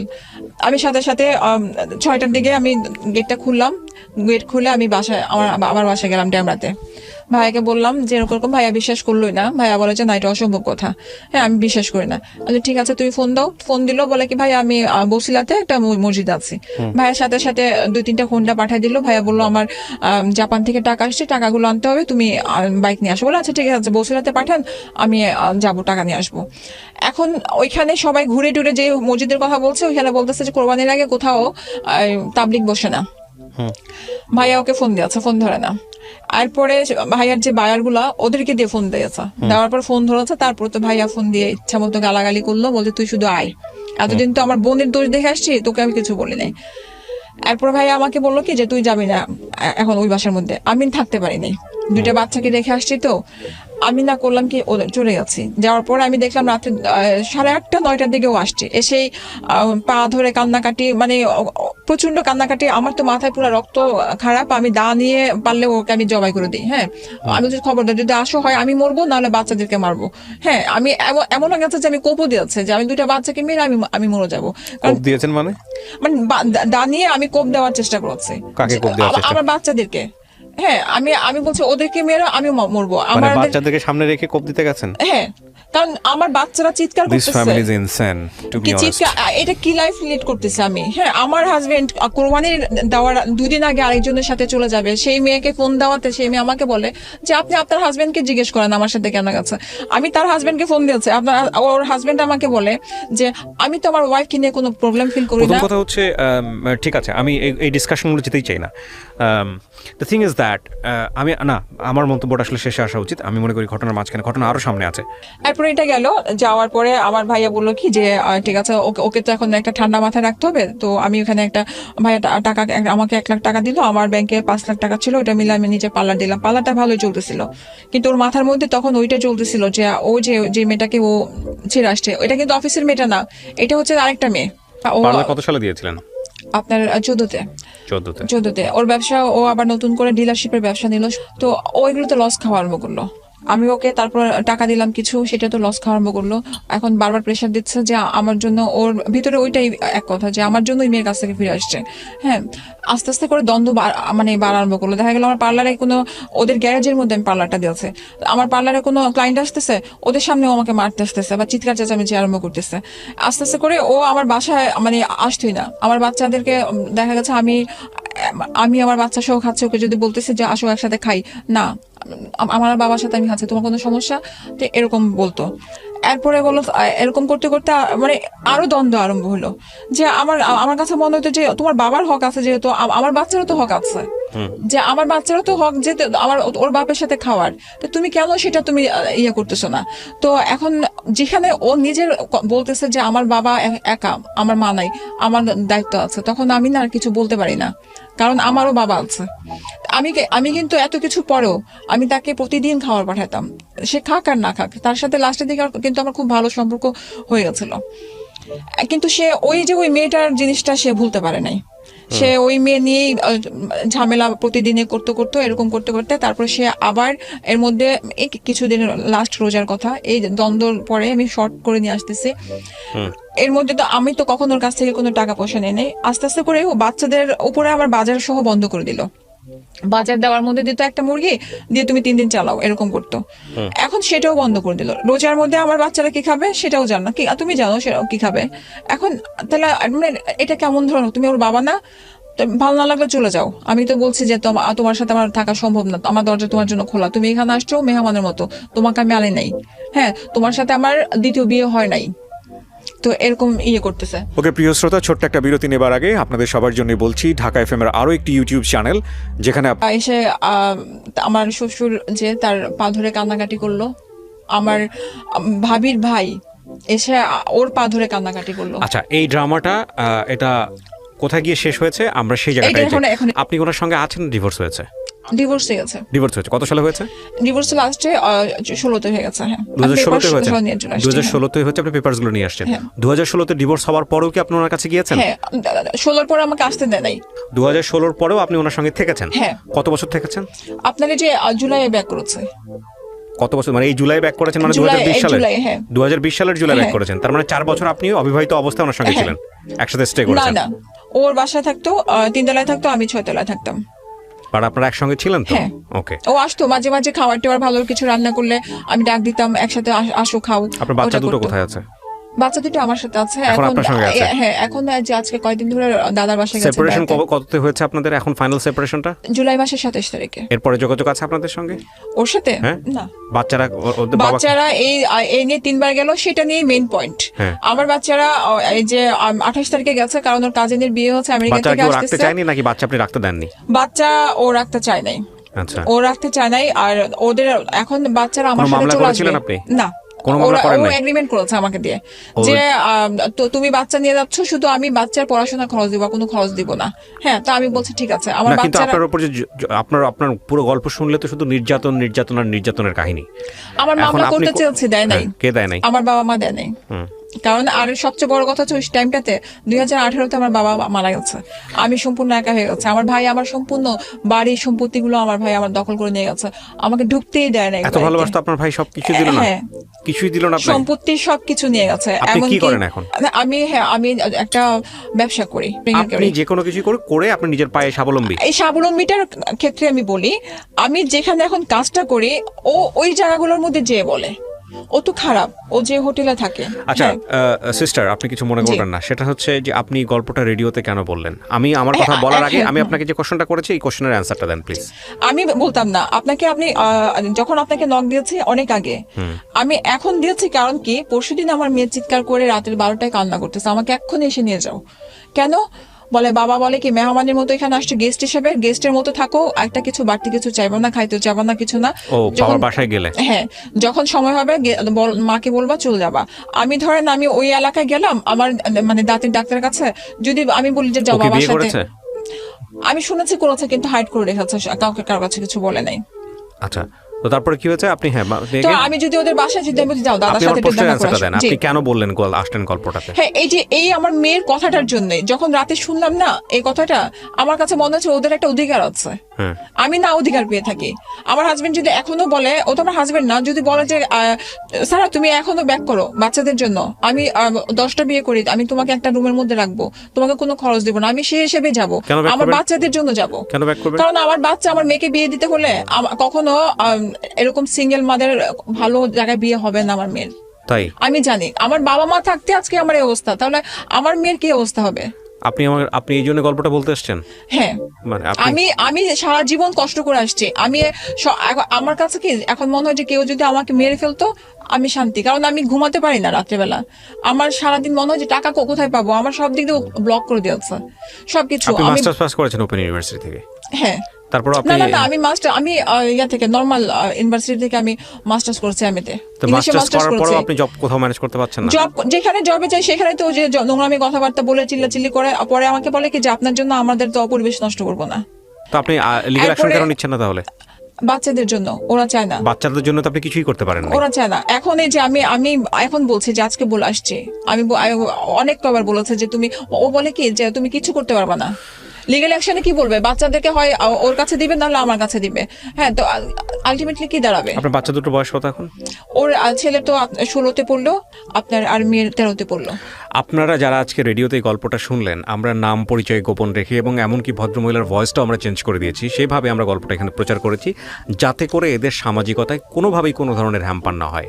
যারা বিয়ে করতে যাচ্ছেন এবং যারা এই ধরনের কামড়াকামড়ি, সোজা বাংলায় যদি বলি, খুবই নুডলি এবং খুব বাজেভাবে, বিকজ আমার ভিতরে যে ফিলিংসটা হচ্ছে সেটা আমি এক্সপ্রেস করতে পারছি না, এই ধরনের সম্পর্কের মধ্যে যদি থাকেন দ্বিপাক্ষিকভাবে, যে আপনিও খারাপ এবং আপনার সাথে যে আছে সেও খারাপ, কারণ আমরা যখন খারাপই করি তখন আমরা বুঝি। তাহলে দয়া করে এই ধরনের সম্পর্কের মধ্যে যাবেন না, নাম্বার 1। নাম্বার 2 হচ্ছে যে আপনি খারাপ কিন্তু সে ভালো, তারপরও অ্যাকসেপ্ট করা যায় কি, ঠিক আছে, একজন মানুষ স্যাক্রিফাইস করবে, ট্রাই করবে, একটা ব্যালেন্স হবে। কিন্তু দুজনই যখন খারাপ হয়ে যায়, দুজনই যখন ইমব্যালেন্স অবস্থায় চলে যায়, on the perspective of child, বিশেষ করে 2টা বাচ্চার প্রেক্ষাপটে, এটা নিঃসন্দেহে এটা একটা ভয়ঙ্কর রকমের ক্রাইম। আমরা বাবা মাকে নিশ্চয়ই কাঠগড়ায় তুলতে পারবো না, কিন্তু আপনি চিন্তা করে দেখেন, জাস্ট আপনাকে আমি যদি বলি, আপনাকে যদি আমি প্রশ্নটা করি সারা, সেটা হচ্ছে আমি সন্তান, আমার বাবা মা কোনো একটা জীবনের কোনো প্রেক্ষাপটে আমার মা আমার উপর দা তুলে ফেলছে, মেরে ফেলবে আমাকে, হ্যাঁ, সেটা যদি আমার মেমোরিতে থাকে সারাটা জীবন, আমি কি আমার মাকে বা ওই মোমেন্টটাকে কি আমি ক্ষমা করতে পারবো? আপনি মুখে বলেন পারবেন? কখনো না। আমি তো যদি না পেরে থাকেন তাহলে এই মোমেন্টের জন্মটা আপনার মাধ্যমে হয়েছে। আপনি এখানে একপাক্ষিকভাবে বলে গেছেন। আপনার জামাইকে যদি আমি এখানে নিয়ে আসি, আপনার জামাই আপনি 100টা কারণ দেখিয়েছেন, সে অন্তত 1000টা কারণ দেয়, অবশ্যই, ঠিক আছে। আমি কে অপরাধী সেই জায়গাটায় যাচ্ছি না, কিন্তু দুজনই আপনারা অপরাধী, দুজনই আপনারা এইরকম একটা ক্রাইম করছেন যে আপনারা 2টা বাচ্চাকে একটা বেটার ফিউচার দিতে পারেননি। আমি ধরে নিলাম আপনার হাজব্যান্ড আগাগোড়া খারাপ মানুষ, একদম শুরু থেকে শেষ পর্যন্ত খারাপ মানুষ, কিন্তু এই খারাপ মানুষটাকে তো আপনি জেনে বুঝে রিসিভ করছেন লাইফে, করছেন কি করেন নাই? অবশ্যই করছেন। তো করার পরে আপনি যেহেতু নিশ্চিত হতে পারতেছিলেন না যে আপনার হাজব্যান্ড ভালো হবে বা আপনার হাজব্যান্ডের দ্বারা এমন একটা সংসার গঠন করবেন যে সংসারটা বাচ্চাদের জন্য বেটার হবে, তাহলে আপনি বাচ্চা দুনিয়াতে কেন আনলেন? ওই বাচ্চাগুলো যখন চলে আসছে তখন ওই লাইফটা তো আমি দেখি নাই। না, বাচ্চাগুলো যখন চলে আসছে আপনি লাইফটা দেখেন না। আপনি কি বলছেন? আপনি বিয়ের আগে দেখতেছেন পিস্তল নিয়ে ঘুরতেছে, বিয়ের আগে দেখতেন ড্রাগ নিচ্ছে। ওই পিস্তলের লাইফটা যখন হচ্ছে তখন তো আমি ভালোমতো আনার চেষ্টা করতেছি, অ্যাডিক্টেড যখন হচ্ছে আমি ধরে নিয়ে আসতেছি। আচ্ছা, অ্যাকসেপ্টেড। যখন আপনি বাচ্চা দুটো হয়ে গেল, এই দা তোলা অবস্থার আগে তো আপনি ডিসিশন নিতে পারতেন। কি ডিসিশন নিতাম? ডিসিশন নিতেন আপনার কাছ থেকে চলে যাবেন, আলাদা হয়ে যাবেন। আলাদা হয়ে আমি কি করতাম? আলাদা হয়ে আপনি এখন কি করতেছেন? এখন তো আমি একটা কোর্স করেছি, করার পর নিজে বিজনেস করছি। তখন আপনি একটা কোর্স করে একটা বিজনেস করতে পারতেন না, তখন আমি করতে পারতাম না। আপনার বাবা যখন বললো ওকে ডিভোর্সটা দিয়ে দিতে, হ্যাঁ, আমার বাবা আমাকে ঘরেও তুলে নাই, বলছে সমাজের কারণে আমি তোমাকে তুলতে পারবো না। নো নো নো নো, আমার কথা শেষ করতে দেন। প্রথম কথা হচ্ছে সমাজের কারণে ঘরে তুলুক আর না তুলুক, আপনি টাকা দিয়েছে। আপনি আমাকে কোন সিচুয়েশনটা বেটার হয়েছে? আপনি জাস্ট এক্সাম্পল, আপনি আমার কাছে প্রশ্ন করি, প্রশ্নের অ্যান্সারটা দেন। সেটা হচ্ছে আপনার সন্তানকে আপনি আপনাদের জীবনের সবচেয়ে নোংরাতম অধ্যায় দেখাইছেন, অবশ্যই, তাই না? অবশ্যই। এই নোংরাতম অধ্যায়টা দেখায় তাদের মেমোরিতে এটা দেওয়াটা বেস্ট হয়েছে? আপনার মেয়ে যে ফিরে আসে বলে যে গেস্টের মতো আছো, এটা কি দেওয়াটা? আমি শেষ করি প্রশ্নটা, এটা বেটার হয়েছে নাকি এই মোমেন্টগুলো আপনার সংসারে আসার আগেই আপনার ওইখান থেকে কুইট করাটা বেস্ট হতো? কোনটা বেস্ট আমাকে এটা বলেন। কুইট করা বেস্ট হতো। আমি অনেক কবার কিন্তু বারবার আমার বাবা সবাই বলতো, মানে আশেপাশে একটু বড় হোক, ওরা একটু বড় হলে যখন বুঝবে তখন তুমি ওদেরকে নিয়ে আলাদা হয়ে যাও, আর একটু বড় হোক। আর এই বড় হতে হতে হতে হতে আজকে এই অবস্থা। স্যার, আপনি কি মনে করেন না যে আপনি যে গল্পটা বলেছেন এখানে আপনার অনেকগুলো ভুল আছে? হ্যাঁ, অবশ্যই। আমি স্যাক্রিফাইস করেছি। কেন? অ্যাডমিট করতে হবে। আমি স্যাক্রিফাইস করেছি। আমি ওর সবগুলো জিনিসগুলোকে ইগনোর করে আর আমার জিতটা কাজ করেছে। আমি যদি ওর সব নোংরামি গুলো, আমার সবকিছু ইয়েগুলো করে বাচ্চাদের জন্য যদি নোংরামি অ্যাকসেপ্ট করেন না, আমি আপনাকে বলবো না আপনি নোংরামি অ্যাকসেপ্ট করতেন না। না স্যার শুনেন, আপনাকে আমি নোংরামি অ্যাকসেপ্ট করতে বলতেছি না। আপনি খুব পোলাইটলি তাকে আপনি সুযোগ দিতে পারতেন। অনেক চেষ্টা করেছি। না, আপনি অনেক, দিস ইজ নট ট্রাইং। আপনাকে আগের দিন ডিভোর্স দিয়ে দিল, ক্রেজি হয়ে গেল, পরের দিন গিয়ে আপনাকে কনভিন্স করলো, আবার বাবা মা ডেকে নিয়ে এসে বিয়ে সাথে দিয়ে দিল, আপনি সেটা অ্যাকসেপ্ট করে ফেললেন। অ্যান্ড দেখেন ক্রাইম লেভেলটা কত বড়। আপনি 2014 সালে তাকে ডিভোর্স দিয়েছেন বা 2016 সালে ফাইনালি, তারপরে 4 বছর আপনারা একসঙ্গে একই বিল্ডিং এ থাকছেন, আপনারা মুখোমুখি না হন, একই বিল্ডিং এ থাকছেন না? তখন আমি অনেক বোঝানোর চেষ্টা করেছি, অনেক। আপনি বোঝানোর চেষ্টা করবেন কেন আপনি ডিভোর্স দেওয়ার পরে? হ্যাঁ, ওই যে বাচ্চাগুলা, তাহলে আপনি ডিভোর্স দিলেন কেন? আমার বাবা তাহলে আপনি ডিভোর্স দিলেন কেন? ডিভোর্স তো ওর জন্য, ও আমাকে আমার বাচ্চা, এই যে আমার লাইফে এন্টায়ার লাইফে এই ধরনের গল্প প্রচার করি নাই। আমার শ্বশুরের এক কথা ছিল, তুমি ডিভোর্স না দিলে আমি ওদের পড়াশোনার কোনো খরচ দিব না, কারণ আমার বাচ্চা দুইটা পড়াশোনার খরচ ওনার কাছ থেকে আসে। আমার হাজবেন্ডের অন্যায় যে করে, অন্যায় যে সহ্য করে, দুজনেই সমান অপরাধী, মানেন তো? অবশ্যই। আপনি আপনার হাজবেন্ডকে যেভাবে এখানে মানে আমার হাজবেন্ডের দোষ নাই তো, আমার হাজবেন্ডের দোষ নাই, ও সবকিছু ছেড়ে দিয়েছে, ও তো আমাকেই ছেড়ে দিয়েছে। দোষ তো আমার। এত কিছুর পরে, না আপনি শুনেন, এত কিছুর পরে যখন আপনি বলেন যে ও যদি এখনো বলে 10টা বিয়ে করার পরে আমি ওর কাছে ফিরে যাব, তাহলে definitely you are a great crimer. আপনি আপনার সন্তানদের, আপনি আপনার লাইফ নিয়ে বাজি ধরতেই পারেন। আমি শেষ করি। না, আপনি যা করে ফেলছেন তা তো করেই ফেলছেন। প্রথম কথা হচ্ছে নেক্সট লাইফ নিয়েও যদি আপনার এরকম থিঙ্কিং থাকে যে আমার হাজবেন্ড 10টা বিয়ে করার পরেও আমি তার কাছে যাব, এবং যার কাছে যাওয়ার ফলে সন্তানদের মাথায় দা ধরতে হয়, তাহলে definitely you are not mentally okay. আমার জায়গা থেকে আমি এটা বলবো। শেষ করি সারা, আপনি বারবার ইন্টারাপ্ট করতেছেন এবং আপনি নিজেকে ডিফেন্ড করার চেষ্টা করতেছেন in a very wrong way. আপনাকে এটা রিয়েলাইজ করতে হবে যে আপনি শুধুমাত্র নিজের লাইফের জিম্মাদার না, আপনি আপনার সন্তানের লাইফের জিম্মাদার। এটাকে অ্যাকসেপ্ট করেন, এটা কি মানেন? তাহলে আপনি যদি সেই 2 সন্তানের জিম্মাদার হয়ে থাকেন, আপনি একটু আগে বললেন যে ব্রোকেন ফ্যামিলি হলে তারা ঠিকমতো বিয়ে করতে পারবে না, বিয়ে দিতে পারবে না, তারপর আপনি আপনার সন্তানের ফিউচার নিয়ে চিন্তিত। আরে ভাই, ব্রোকেন ফ্যামিলির জায়গায় পরে যান, বিয়ে তো পরের বিষয়, কিন্তু মেন্টালি যে তাদেরকে আপনারা সিক করে ফেলতেছেন সেটা নিয়ে আগে ঠিক করেন। আপনার সন্তান পরের ঘরে গিয়ে ভালো থাকবে কি থাকবে না সেটা তো পরের বিষয়। এটার জন্যই আজকে আমি শেষ করি আমি, সেটা তো পরের বিষয়। বাট আপনি কি আপনার জায়গা থেকে সেটা করতে পারতেন না? ইনসিওরিটি দিতে পারতেন না যে না ঠিক আছে তোমার বাবা ভালো না, তোমার বাবা তোমাদেরকে বেটার ফিউচার দিতে পারবে না, স্টিল আই লাভ হিম, আমি আমার জায়গা থেকে ট্রাই করছি। সো সেই জায়গাটা থেকে আমি বলতে পারি তোমার বাবার সাথে আমি কোনো ডিফারেন্সিতে যাবো না, আমি কোনো এতে যাবো না, তার রিয়েলাইজেশনের জন্য আমি স্পেস নিচ্ছি। বাট তোমরা আমার কাছে বড় হও, তোমাদেরকে বড় করার জন্য আমার যেভাবে ট্রাই করতে হবে আমি সেই ট্রাইটা করব। আপনি সেটা করতে অনেক লেট করে ফেলেছেন। অ্যান্ড ডেফিনেটলি আপনি যদি এই চিন্তার মধ্যে থাকেন যে এখনো 10টা বিয়ে করলে আমি তার কাছে ব্যাক করবো, শেষ করি সারা, কিসের বাচ্চাই তো বেটার থাকতেছে না তার কাছে গিয়ে। এবং আপনি যদি তাকে বারবার দানবীয় একটা সিচুয়েশনের মধ্যে নিয়ে যান বাচ্চাদেরকে, যে আপনি তার কাছে 10টা বিয়ে করলে আপনি তার কাছে ফিরে যাবেন এবং ফিরে যাওয়ার পরে আপনারা এই মারামারি করবেন, ধামাধামি করবেন, তারপরে দাঁত তুলবেন, এবং এই বাচ্চাও একসময় বিয়ের পরে সে তার হাজব্যান্ডের গলায় দাঁত তুলবে। আপনার বাচ্চারা আপনাদেরকে যেভাবে দেখে বড় হচ্ছে, সে যখন একটা নতুন সংসারে যাবে সে সেম জিনিসটাই প্র্যাকটিস করবে। সারা আমি কিন্তু আপনাকে একিউজ করতেছি না, আমি সিচুয়েশনটার জায়গা থেকে পুরো জিনিসটা বলতেছি। আপনার নিশ্চয়ই মনে আছে গল্পটা শুরু করার আগে আমি আপনাকে কোশ্চেনগুলো করছিলাম যে I will ask this question এবং আপনি প্রপারলি অ্যান্সার দেওয়ার চেষ্টা করেন। কজ আমি যখন গল্পটা শুরু হবে তখন আমি আপনাকে মার্সি করবো না। আমি ডেফিনেটলি আপনার লাইফ আপনার, এটা নিয়ে আমি আপনি যদি মনে করেন স্বেচ্ছায় আপনি আপনার হাজব্যান্ডের গলায় গিয়ে ঝুলে পড়বেন, সে আপনাকে মারবে কাটবে, কোনো সমস্যা নাই, দ্যাটস ইয়োর ডিসিশন।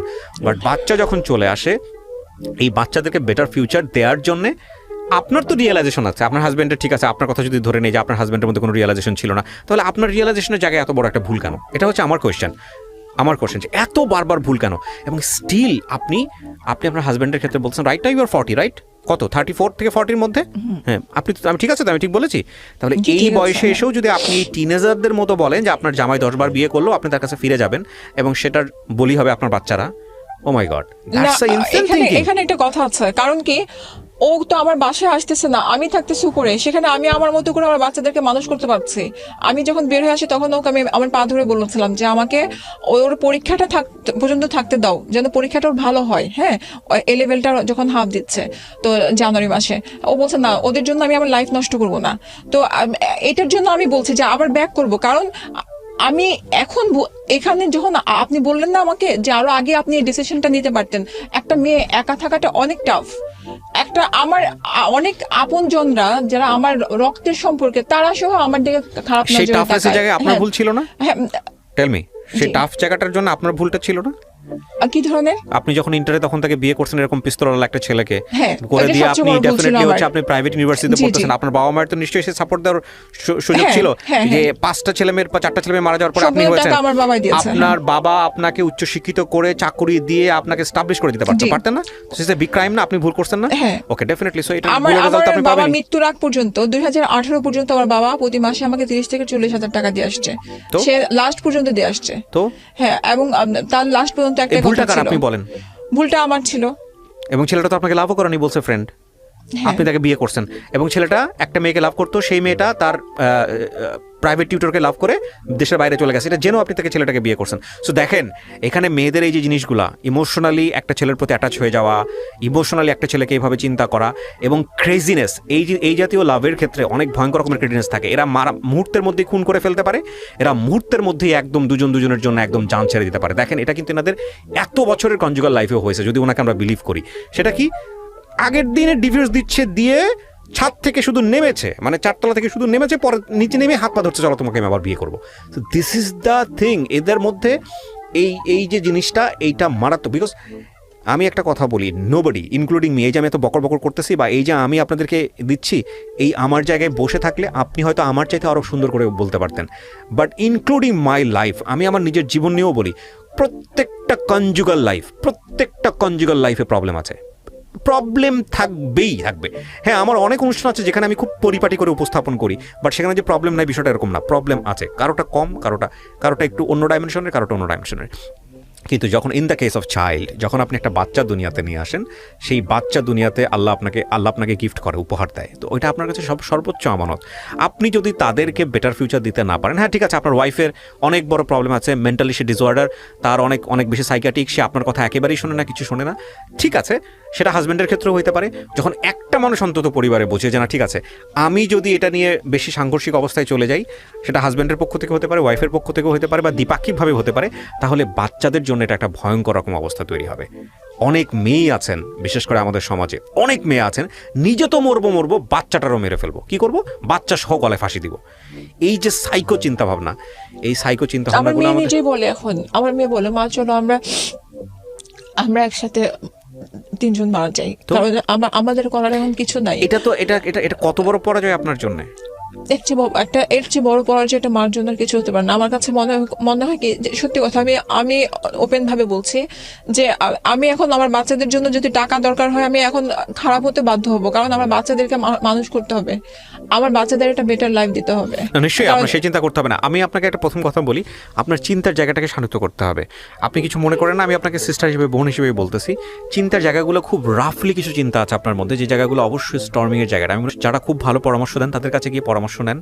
আপনার ব্রেনের জায়গাটা অনেক বেশি স্ট্রং করা দরকার, আপনার মধ্যে কনফিডেন্টের অনেক ল্যাগ আছে, সেটা স্ট্রং করা দরকার। রাইট নাও আপনি যেই গল্পগুলো বললেন সেই জায়গাটা নিয়ে আপনার সঙ্গে আমার অনেক বাদানুবাদ হচ্ছিল, কিন্তু এই গল্পটা থেকে হাজার লক্ষ মেয়েরা যাতে শিখে, এই জায়গাটা আমি বলতে চাই। The moral of the story is that কোনো মেয়ে নিজের পায়ে না দাঁড়িয়ে, নিজে ইনকাম না করে, নিজের ক্যারিয়ারের জায়গাটা সুষ্ঠুভাবে না করে কখনোই যাতে সিদ্ধান্ত না নেয়, বিশেষ করে এরকম রাফ অ্যান্ড টাফ কোনো ছেলেকে বিয়ে করার ক্ষেত্রে। আমি তো ক্যারিয়ার আমারটা আমি এস্টাবলিশড হয়েছে, তারপর তো আমি কিছু করতে পারি নাই। না, ডেফিনেটলি আমার ডিভোর্সের পরেও আমার এক্স আমার অফিসে যে ঝামেলা করছে, আমার বিভিন্ন কাজে যে ঝামেলা করছে। সারা, বাংলাদেশে মেয়েরা কাজ করছে না? হ্যাঁ, করছে। আপনার মতো মেয়েরা মেয়েরা কাজ করতেছে না? আপনি পারেন নাই, ফাইন্ড আউট দ্য ওয়ে। আপনার জন্য পারাটা কঠিন হচ্ছে, কারোর জন্য পারাটা সহজ হয়েছে, কিন্তু বিষয়টা এরকম না যে সবার জন্যই সহজ। আমার কাছে কেন যেন মনে হয় ও ছাড়া আমার দুনিয়া নাই। হ্যাঁ, that's the wrong thinking. You need to think. আপনার হয়তো আরো রিলেশনের প্রয়োজন আছে, বাট বিগ ইরোরা করেন না, এটাই হচ্ছে বলার।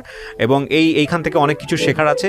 আমি মনে করি আপনার জীবনের সবচেয়ে ভালো কাজ হবে এটাই, যে একজন সিঙ্গেল মাদার হিসেবে আপনার দুইটা সন্তানকে বেটার ফিউচার দেয়া। আমি জানি না স্টিল আপনার ছেলেটা অটিস্টিক কিনা। না, ও হি ইজ ওকে, আলহামদুলিল্লাহ। ডেইলি স্টার থেকে ও অ্যাওয়ার্ড পাওয়া। So very good. আপনি চাইবেন আপনার দুটো সন্তান যে কোনো ভাবেই হোক না কেন সেজন্য একটা বেটার ফিউচার পায়, এন্ড নট অনলি দ্যাট। এটা কিভাবে? অবশ্যই আপনি অ্যাট লিস্ট তাকে মেন্টাল সাপোর্টটা দেন। আপনি হয়তো খুব ভালো একটা টয় কিনে দিতে পারবেন না, আপনি হয়তো তাকে যে টাকাটা দেওয়ার দরকার ছিল সেটা দিতে পারবেন না, বাট আপনি অন্তত এই চিন্তা নিয়ে বসে থাকেন না যে ঠিক আছে তোমার বাবা যাই করুক আমি তার কাছে ফিরে যাবো। Don't think that. আপনি অন্তত এই চিন্তা নিয়ে বসে থাকেন না, যেই চিন্তাটা যে আমার মেয়ে যত কিছুই হোক না কেন সে ব্রোকেন ফ্যামিলি, তার বিয়ে হতে সমস্যা হবে। কি যে বলেন, এইগুলো আজকালকে কেউ চিন্তা করে নাকি? ফালতু চিন্তা। 40,000 টাকা তার মাথায় থাকতে হয়, একটা ছেলের একটা সংসার চালাতে যে ইনকাম কমান। শুনেন 40,000 টাকার চেয়ে বিলো এভারেজ ইনকামে গিয়ে মানুষ লিভিং করতেছে না, অনেস্ট লাইফ লিড করতেছে না। সো আপনি আপনার ব্রেনকে আগে এই সিগন্যালগুলো দেন যে I have to cope up with this, এবং আপনার যদি ব্যাক গিয়ারে যেতে হয় আপনি যাবেন ব্যাক গিয়ারে। আপনি এই রকম ফ্রাস্ট্রেশন নিয়ে সমস্ত কিছু নিয়ে আপনি তো লাইফ লিড করতে পারবেন না। সো আমি গল্পটা শেষ করতে চাই এই জায়গাটিতে। এটা একটা অসমাপ্ত গল্প, কিন্তু এই অসমাপ্ত গল্পে আমাদের কোনো রিগ্রেট নাই, না আছে এই ভদ্রমহিলার হাজব্যান্ডের প্রতি, না আছে এনার প্রতি। আমাদের জীবনে কারো এই ধরনের ভুল এর চেয়েও ভয়ঙ্কর মাত্রায় চলে যায়, এবং এই ভয়ঙ্কর মাত্রায় গিয়ে সন্তানরা অনেক বেশি হ্যাম্পার্ড হয়। আমি জানি না ওনার সন্তানরাও নিশ্চয়ই আজকের এই গল্পটা শুনবে, যেহেতু তোমরা কিছুটা হলেও অ্যাডাল্ট হয়েছো। সেই জায়গাটা থেকে আমি মনে করি তোমাদেরও উচিত তোমার মাকে ওই মেন্টাল সাপোর্টটা দেয়া, যে মা যাই কিছু হোক না কেন তুমি যেহেতু এতদিন পর্যন্ত আমার সঙ্গে আছো, আমরা 3 জন মিলে ফাইট করবো বেটার ফিউচারের জন্য। যখন 3টা মানুষ একসঙ্গে হয়ে যাবে, ডেফিনেটলি তোমরা যদি এভাবে চিন্তা করো যে আমাদের তো একটা বেটার ফিউচার পাওয়ার কথা ছিল, আমরা কেন পাইনি, তাহলে হাজারভাবে অ্যাকিউজ করতে পারবা তোমার বাবা মাকে। বাট ওইভাবে চিন্তা না করে বরং তোমার মা একটা জায়গাতে খুব ডিফিকাল্ট সিচুয়েশনে আছে, সেই জায়গা থেকে তোমরা 3 জন মিলে যদি ফাইট করে সামনের দিকে যাওয়ার চেষ্টা করো, that will be the very good idea. এবং নেভার এভার কখনো বাবাকে কোয়েশ্চেন করো না, মাকে কোয়েশ্চেন করো না, কারণ দ্য থিং ইজ দ্যাট জীবন আসলে সব কিছু যোগ বিয়োগ করে হয় না।